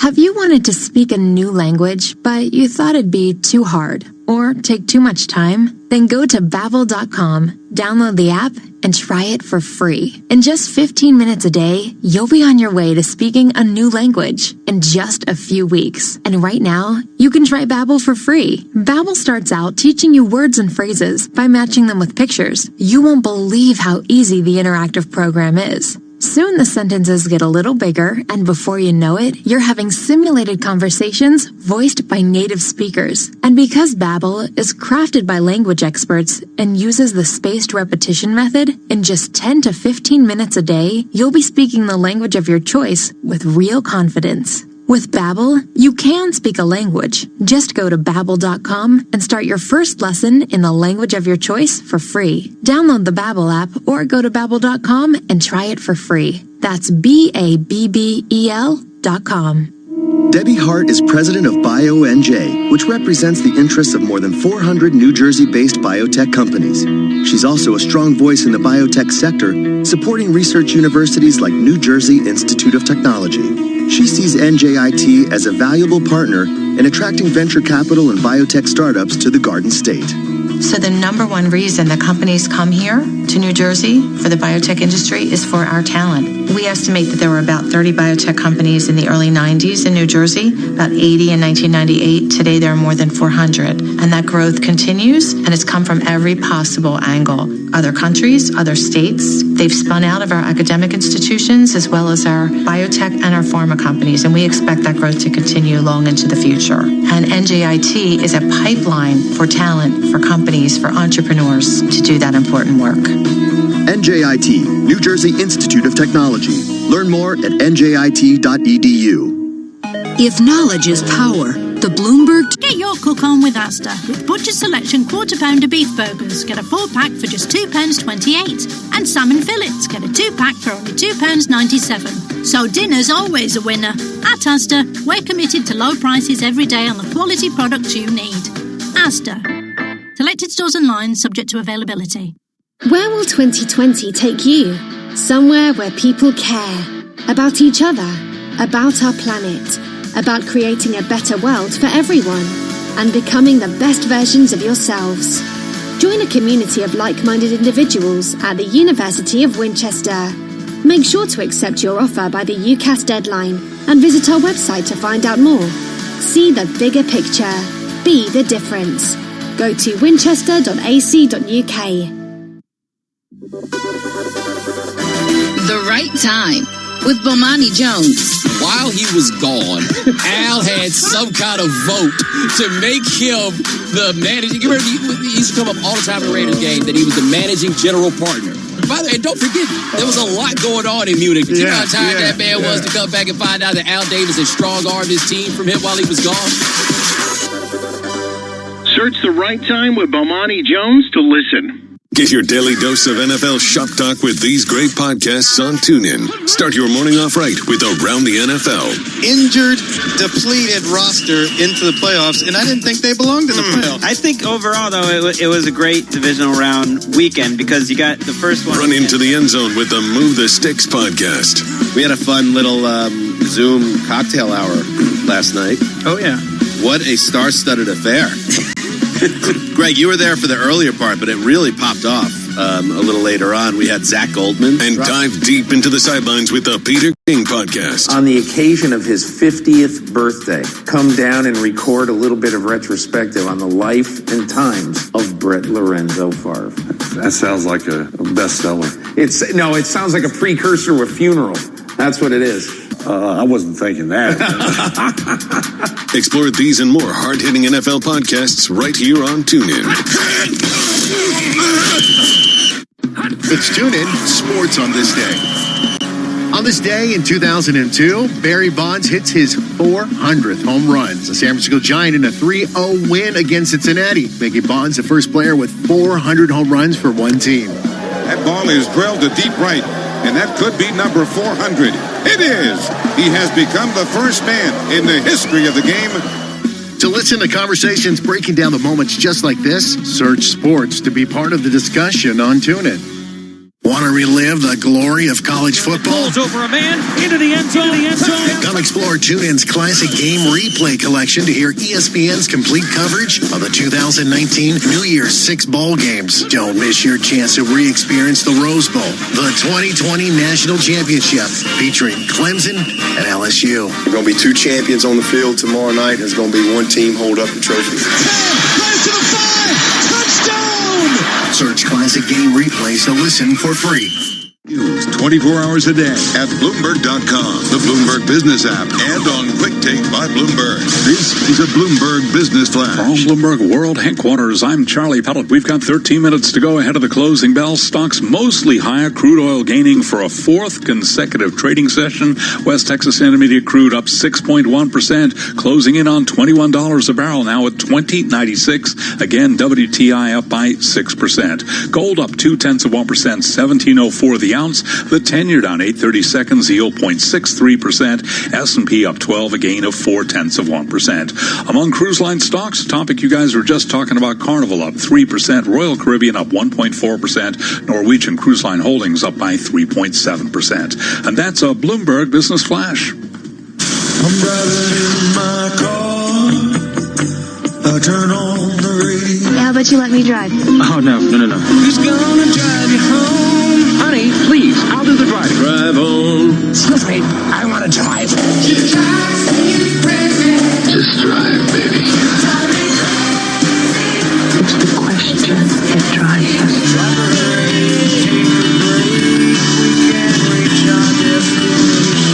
This is the Drive to the Close. That funky music will drive us till the dawn. On Bloomberg Radio.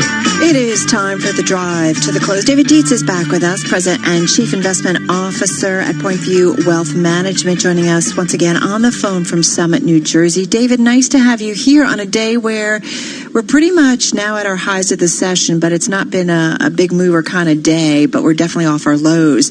Tell me, here we are, week 7, week 8 here when it comes to working from home for many of us with the virus. What's your take on the economic outlook, the market outlook, and what it all means for investors?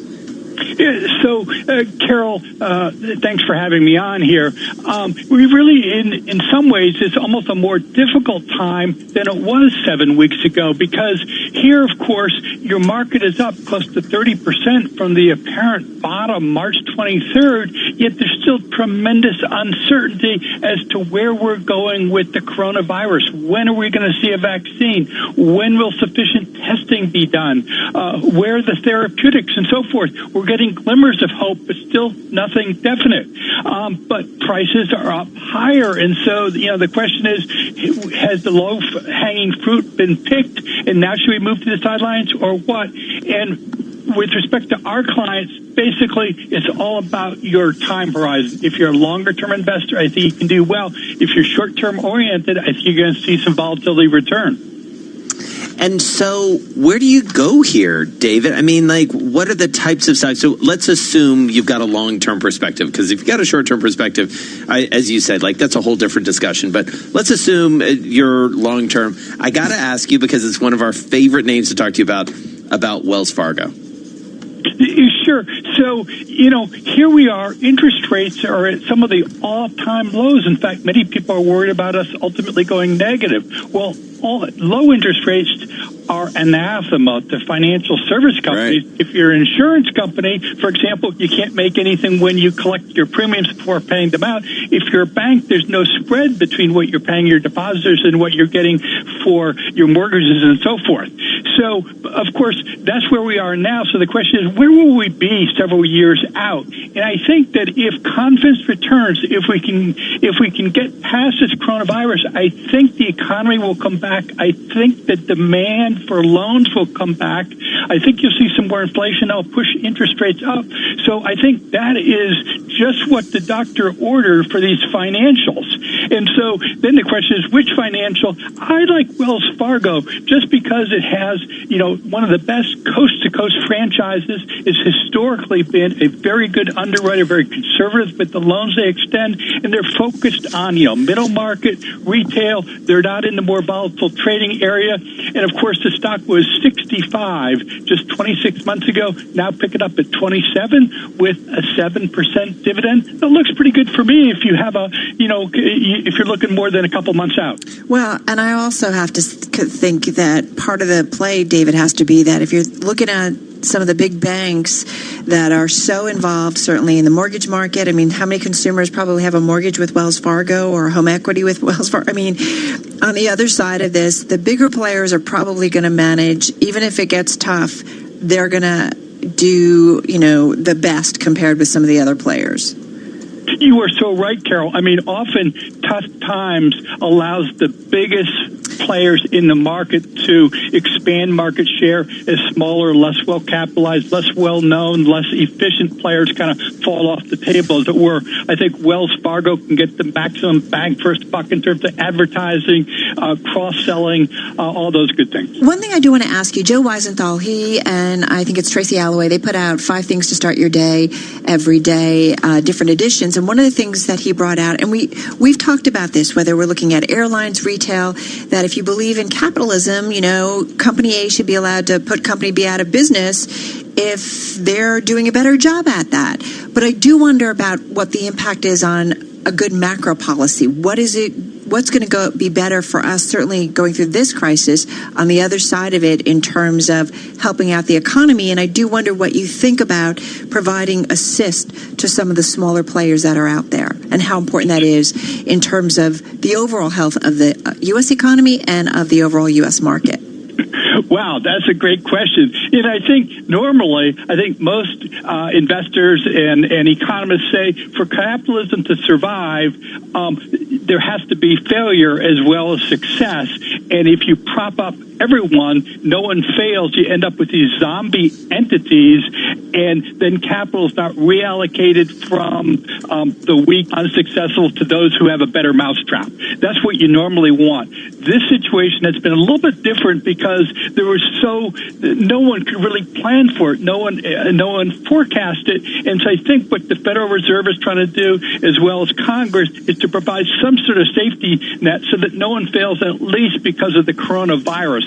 But there's no question about it. After we get past that, then the prop should be taken out, and then you should thrive on your merits and fail if you can't be of use to consumers.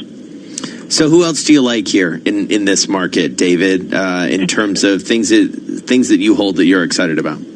Well, never waste a good crisis. And, as much as I admire Warren Buffett, and I agree with him, America is going to do great over the long haul, I do not see in America without the airlines. You can't get to Florida, Vegas, Disney, Hawaii. It doesn't work. I think the airlines are ultimately going to make it. It may take a little bit longer. So I want to go with the blue chip, Southwest Airlines, which has beaten the S&P 500 since it first came public in 1971 by about 3-1. It's even beaten the S&P 500 from the low point of the last crisis. Now it's down by about 55%, but very little debt, the most efficient, simple fare prices, free check bags, solid customer services, lower union exposure. I think this comes out, it's the largest of the domestic carriers. I think this comes out very solidly. In fact, Gary Kelly just the other day, I think Sunday, said he thought the first week of April was the worst period for his company, and business is picking up. So at a 52-week low, I think this is an interesting speculation going forward. Unless you think all the airlines are going to be nationalized, I don't think that's going to happen. Well, there's a conversation I was listening to this morning on Bloomberg Radio about this whole idea of like the Chinese coming in with money, but that is going to be, there's going to be a lot of pushback, certainly, whether it's CFIUS reviews and, you know, politicians saying, I have a wait hard a minute. time seeing that. I agree. I'm dubious. I agree. I totally agree. David Dietz, thank you so much. Take care of yourself. He mentioned Southwest Airlines stocks down almost 49% so far this year and taking another hit, no doubt, on those Warren Buffett comments and backing out of airlines. Southwest is down about 6% in today's session. David Dietz over at Point View Wealth Management, Jason. Yeah, so good to catch up with him and good to talk some names. We always love hearing what's on his mind. And I have to say, he's been a Wells Fargo bull for a long time. Love talking to him about that, even in its darkest days when they were settling with the government, couldn't find a CEO. He stuck with it. So we'll see if he ultimately is right. Coming up, the close and movers and shakers. Coffee or full breakfast. Have it.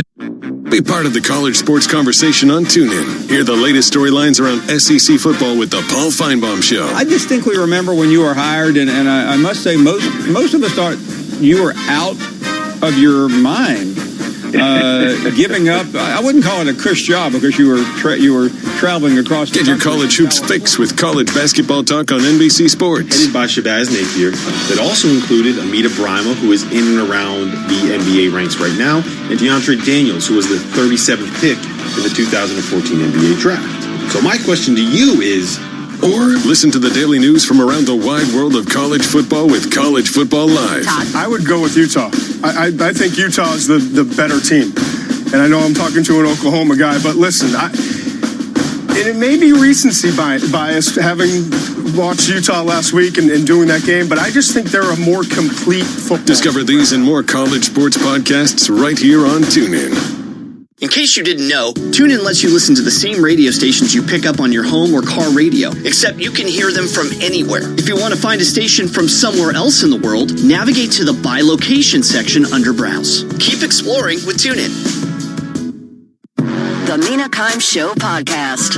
Kevin Clark. If Josh Allen became the 10th best quarterback in football this year, they'd probably win 14 games. Am I wrong about that? No.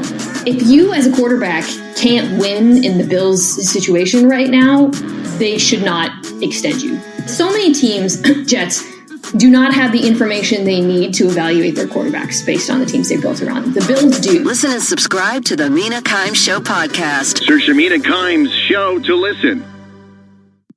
Hey, it's Jacoby here from Jalen and Jacoby. And after you watch The Last Dance on ESPN, which you're obviously going to do just like the rest of us stuck in our homes in quarantine, you can join Jalen Rose and I for Jalen and Jacoby, The After Show. And we will be joined by the director of the documentary series, Jason Eyre, to discuss each episode in detail. You can hear our After Show right here on ESPN Radio on Sunday nights after the episodes air. And they'll be available on the Jalen and Jacoby podcast feed. Search Jalen and Jacoby to listen today. You love TuneIn for live breaking news from CNN, MSNBC, Fox, CNBC, and more. But when you can't catch your favorite show as it airs, it might just be a click away as a podcast. Search your favorite news station to explore all the on-demand news shows on TuneIn. To help make the most of your time at home, TuneIn is sharing our top activities for social distancing. Tip number 5, cooking something. We all get stuck in a culinary rut with our normal routine. Shake things up in the kitchen by trying an ambitious new recipe or an over-the-top dessert. If cooking really isn't your thing, you can always support your local restaurants by ordering out. For more indoor inspiration, search Listen from Home on TuneIn. Bloomberg.com, on the Bloomberg Business app, and on Quick Take by Bloomberg. This is Bloomberg Radio. Markets, headlines, and breaking news 24 hours a day at Bloomberg.com, the Bloomberg Business app, and on Quick Take by Bloomberg. This is a Bloomberg Business Flash. From Bloomberg World Headquarters, I'm Charlie Pellet. There you have it, sound of the closing bell, and up Monday, and there's the bell at the New York Stock Exchange. Kevin Fitzgibbons, Chief Security Officer, all alone at the NYSE, ringing that closing bell.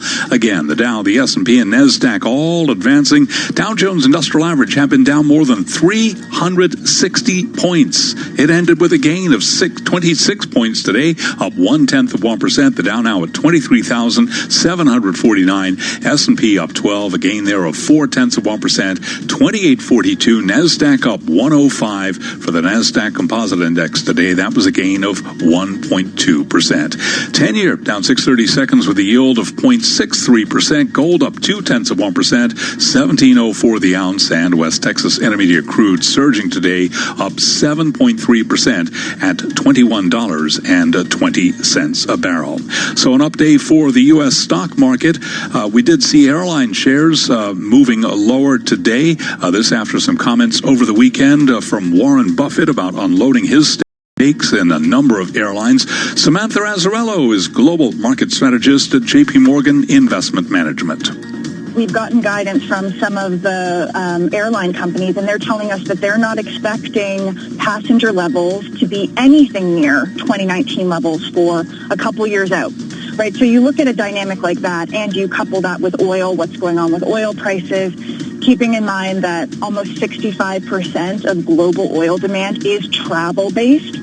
And among the airlines today, we saw UAL down 5.1%, American Airlines down 7.7%, Delta down 6.4%, and Southwest Airlines down by 5.7%. Among the aircraft manufacturers, we have Boeing down 1.4%, GE announcing job cuts today. It, of course, makes airplane engines, GE down by 4.5%. Recapping S&P up 12, I'm Charlie Pellet, and that is a Bloomberg Business Flash. Move around. Motion creates the motion. I feel the earth move under my feet. You move like they do. I've never seen anyone move that fast. All right, people, let's move like we've got a purpose.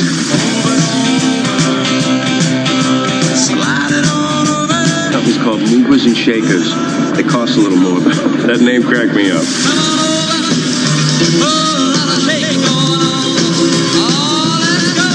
Bloomberg Business Week, Movers and Shakers, with Carol Messer and Jason Kelly on Bloomberg Radio.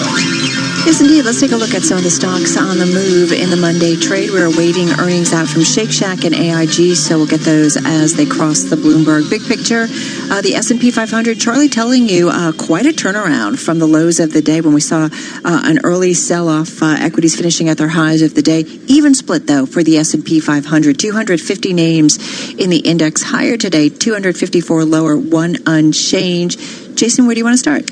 Well, it's interesting. If you look at the gainers versus the laggards, you've really got energy on one side and then a lot of transportation on the other, which is kind of interesting.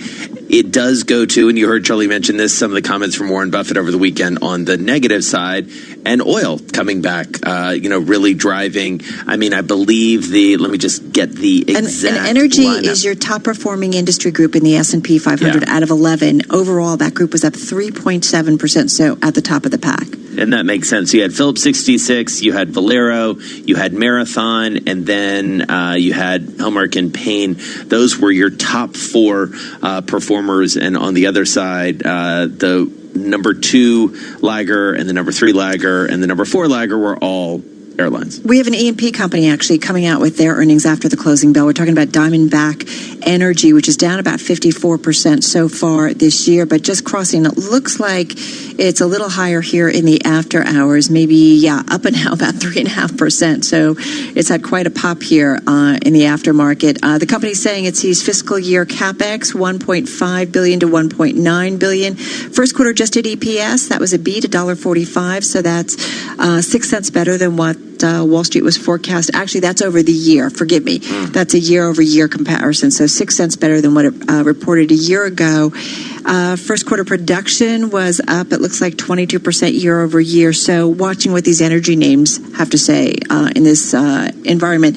Obviously beaten up for the year, Jason, but as I mentioned, it's rallying in the after hours. Well, and your worst performer, we should point out, we talked about this earlier in the show, or certainly I think Dave Wilson mentioned it at the very top of the show. Tyson, seeing short-term outages for some meat products. Those earnings not greeted with a lot of enthusiasm there. That stock ending up, let me just get the final tally, down 7.8%. And that was after being down 3.5% on Friday and almost 2% on Thursday. So not a good run there for Tyson. You've heard the president talk about, making these essential services, using the Defense Production Act to force meat producers and processors to stay open. So Tyson's down almost 40% for the year now.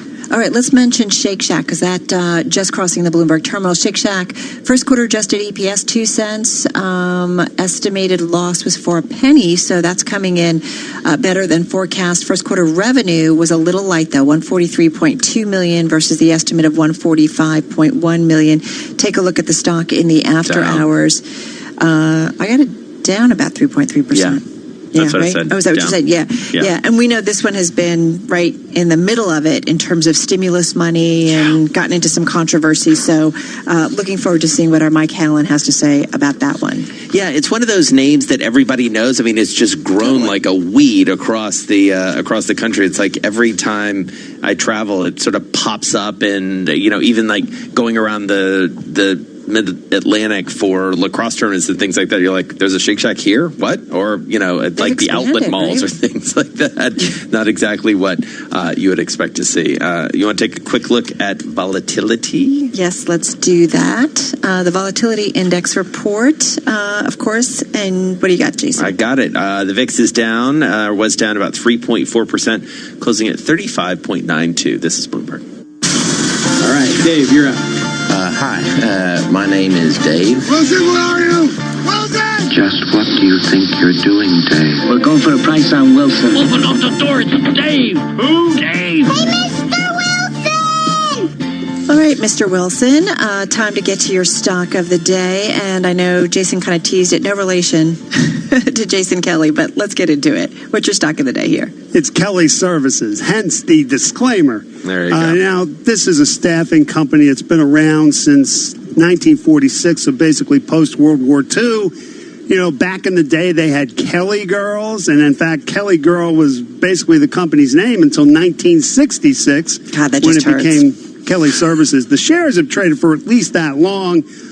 There are two classes of shares that trade publicly. They have voting shares that, they don't trade all that often.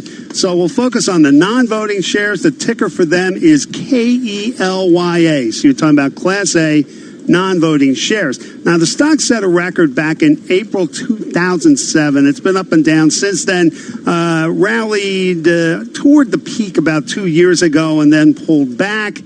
This year it's fallen with a whole lot of other shares. Was down at one point as much as 55%. The low set in March, around the time when stocks hit bottom. And the company was trying to overcome its year-to-date losses and had a setback today after the release of first quarter results. Earnings trailed the analyst average estimate in the Bloomberg survey by the most in 5.5 years. Revenue came up short of projections for the fifth straight quarter. And no surprise, the company's statement talked about, quote, a sudden and dramatic disruption, end quote, to its business from the coronavirus. So this is just another company that's been hurt by the fact that a whole lot of businesses just aren't running the way they did before March. And in fact, with Kelly, they had to take a $148 million charge in the quarter as a result of the way that the business had turned down. So at the end of the day, you saw the shares drop by the most in 6 weeks, basically since their low in March, and they closed with a loss of 10.6%. God, going back to 60 Minutes again, too, they did a piece about people looking for jobs and going into like Zoom, job fairs. Yeah.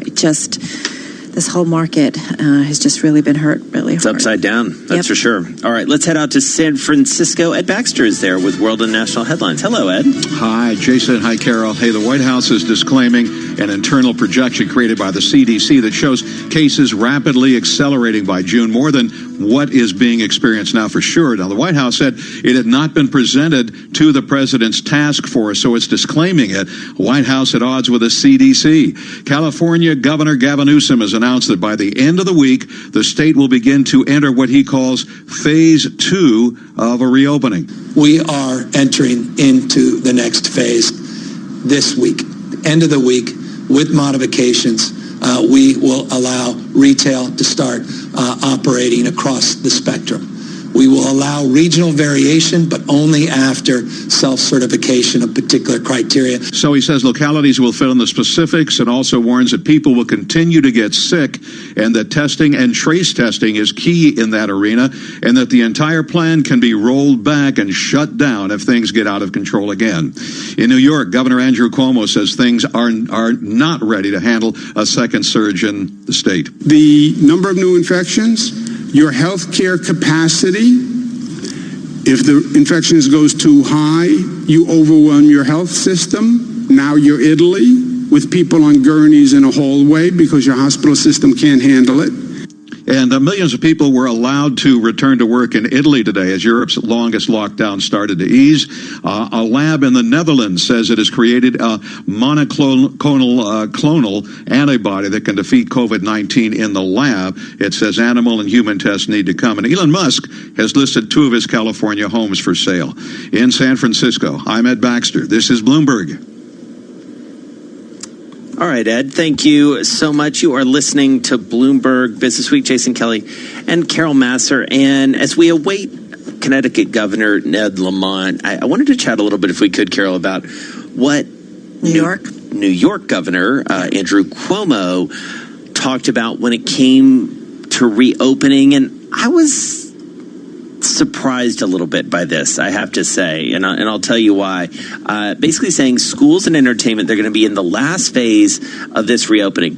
On the one hand, I get it. You know, those are complicated. There are a lot of people there. Here's the other side of it, and I'd be interested in your take on this.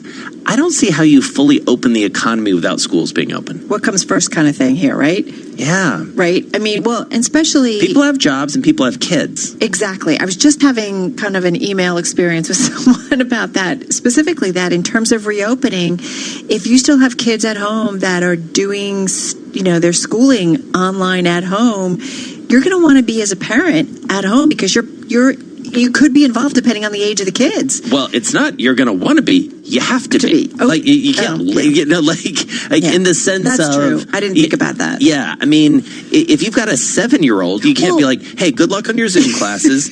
Mommy's got to go to the office. Here's some cookies for snack time. Here's some cookies for snack time, and like maybe sing a song." A teenager perspective, where they can be certainly a lot more, I think, responsible. No, I think it's very tricky, and I think, Jason, is going to come down to, you're right. How do you figure this out? And I think it's going to come down, in some ways, some companies are going to make up their own mind about what makes the most sense and how do you do it, right? Because do you want maybe a splintered workforce where some people are still at home, some people are, I don't know. Yeah, I mean, I think you're going to have to do that. It just gets really complicated, though, in the sense that you can't, I mean, this is rife for bias in some ways, you know, bias against people who have to care for their kids. Right. Bias against people who don't have the luxury of finding some sort of childcare for their kids. You know, people who don't have the resources, right, or, you know, right. Do companies start to say, you know what, we're going to take a big conference room or something, and we're going to provide some kind of childcare, and we're going to hire. I mean, and I don't know. And I don't even know that as a parent, do I like that solution? Right. Yeah. So it just. I think it becomes trickier and trickier to do that. Now, you know, the other thing that complicates this for many people, and there was a separate story on the Bloomberg, and I believe it was via Dow Jones, about this, is you're seeing a lot of summer camps get canceled already. And so that's the plan. If you have school-age kids, that is, like, that's what you do for the summer. And a lot of this falls on my wife, all of it falls on my wife when the kids were younger. Right. That, you know, she would have literally like an Excel spreadsheet set up of like, okay, this week it's this and this week it's that, you know, for the summertime when, you know, the boys were younger. And that was the whole system. So if that breaks down, right, how does that work? How do people have jobs? I don't know. And I think it's a lot more complicated. How do you figure this out? Or even, kids who were thinking about, going to even older kids, going to maybe a college for a program, right? Right. Or an internship. That's all gone. Right. And I know companies are trying to figure this out to help, but I don't know, Jason. I do think it's a day-by-day situation. And just going back to, our early conversation with Dr. Hochman over at Providence Health, just trying to figure out the commuting aspect too. There are just so many unknowns in getting us back to normal. And I think all of us want to be back to normal, but it's not. It's complicated. It's very complicated. And especially, like you said, if you've got kids, if you've got younger kids, how do you figure this out? I don't know. Right. Well, and in the reopening, you just start to think about, and we live and work in a largely white collar world, and there's technology available. You can do a lot of things remote, but there's only so much you can do remote if your kids are around, and there's only so much you can do remote. Ultimately, it's a strange time for sure, and there are no easy answers. And I'm not being overly critical of the New York governor here, because I know that there's a lot of things that he has to do in order to make this happen. And entertainment, I get to a large extent. Not that I don't like being entertained, and Broadway and those sorts of situations. But schools it's really one of the trickiest things here. Yeah, I don't know. I think they're going to have to figure this out. I don't know what they do and do. I don't know. And what's interesting is I've been, just because I was hearing a lot about this too, is they're still trying to figure out the fall, right? Yeah, about how they do bring back students, because they know at some point they've got to come back, because it's online learning. Kudos to all of the educational institutions that have figured stuff out pretty quickly, but it's not the same, and we know that. And so you want to get kids back into the classrooms. It's a whole different experience, and so they're still struggling with that. And I don't know. And when it comes to higher ed, that's a whole different discussion. All right, let's get to Charlie Pellet now. He's got he's got an update on the trade and headlines after the close. Hey, Charlie. Oh, well, hello there. It turned out to be an update for the Dow, the S&P, and NASDAQ. Shake Shack out with earnings. First quarter adjusted EPS 2 cents. Estimated loss was for 1 cent a share. First quarter revenue, though, coming in at $143.2 million. Estimates there were for $145.1 million. Stocks kicking off the week on a positive note, rallying late in the session. You heard it here on Bloomberg Radio. Did close higher as crude oil gained for a fourth consecutive day.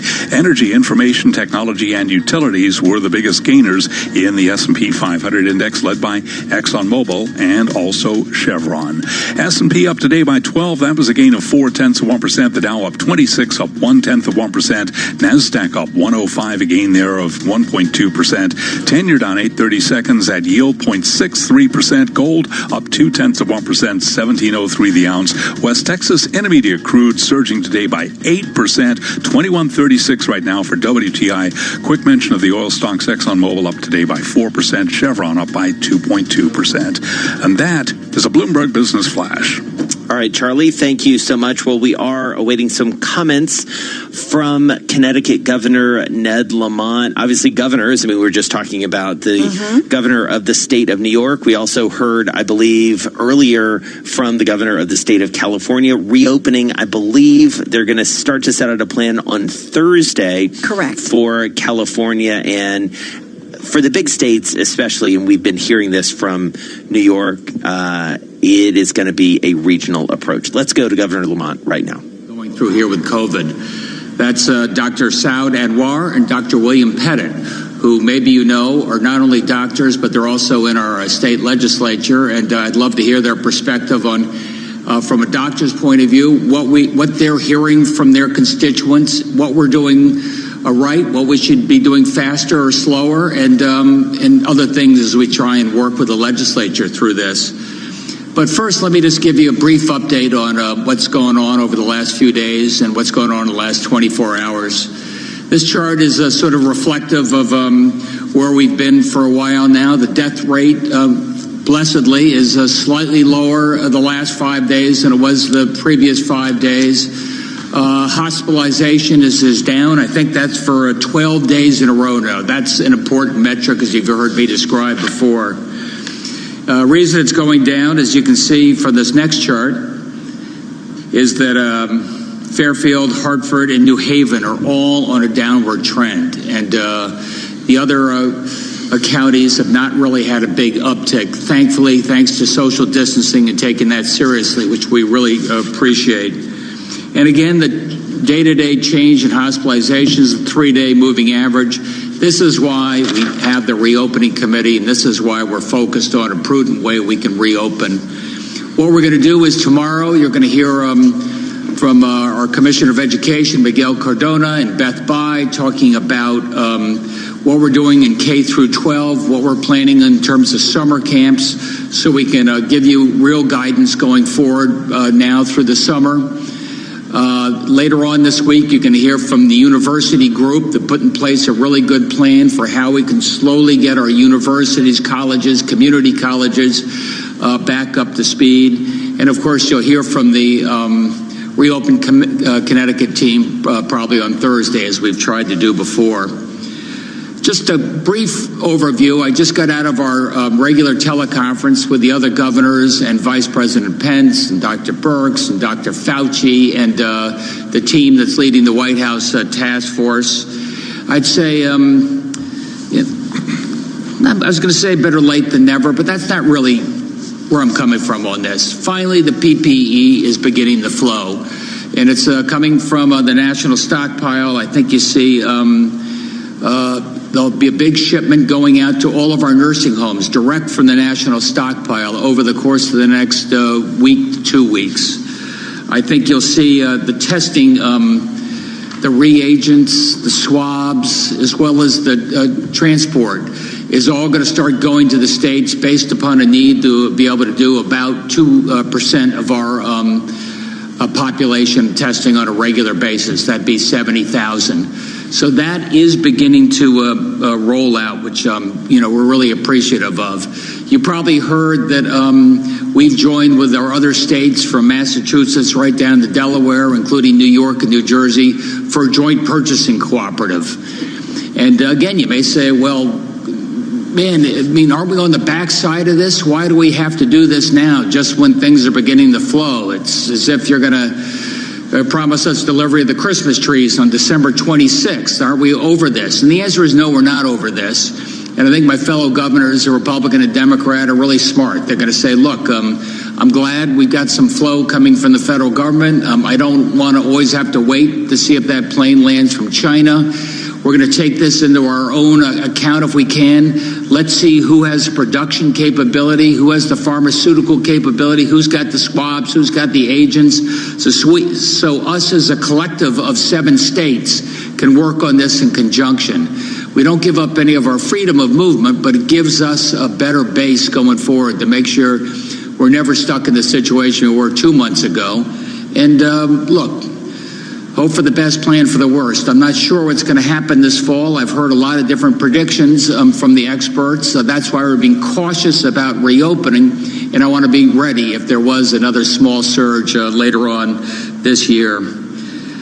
Some pretty good news, I think. You probably know that the federal government has been, pretty good, I think, when it comes to our small business and the PPP loans.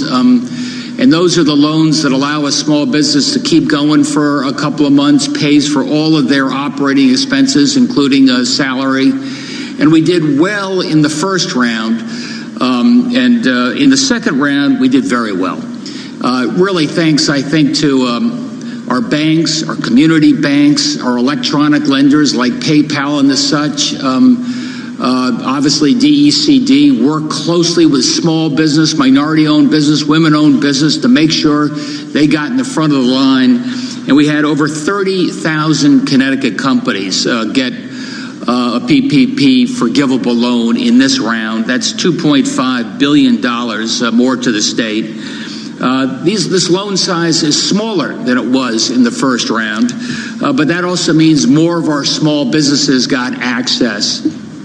And again, that's why we're focused on May 20th. We're focused on getting things reopened, just because we know that our small businesses just have enough firepower to get through over the course of the next, couple of months, assuming they were eligible and got the PPP loans at all. One of the things I'd like to ask our doctors, Pettit and Anwar, is some of the interesting things we're hearing coming out of the healthcare community and the medical community.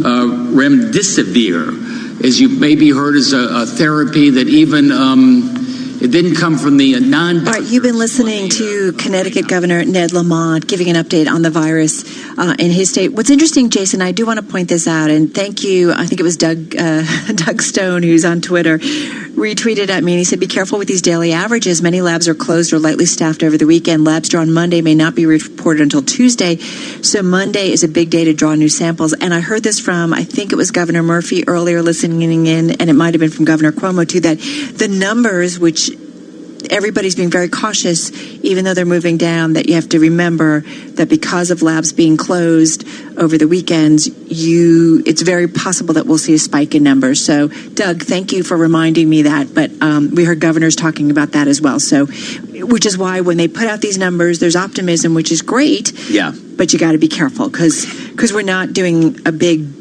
drop down, it's more plateauing, and we really need to see things pull down. And you need that trend line. I mean, that's the thing that everybody keeps pointing toward. And as you say, over a number of days, really over a number of weeks to really make a difference. Let's bring you, if we can, just a couple headlines about AIG. That is clearly a company that a lot of people pay attention to, reporting earnings. I think you flagged that they were coming out. AIG, the redhead is the first quarter net investment income of $2.5 billion versus $3.9 billion year over year. That is quite a drop. And net premiums written were at $5.92 billion. The estimate there was for $6.02 billion. So that is a miss. And adjusted EPS coming in at, I assume this is apples to apples, 11 cents. The estimate was for 74 cents. So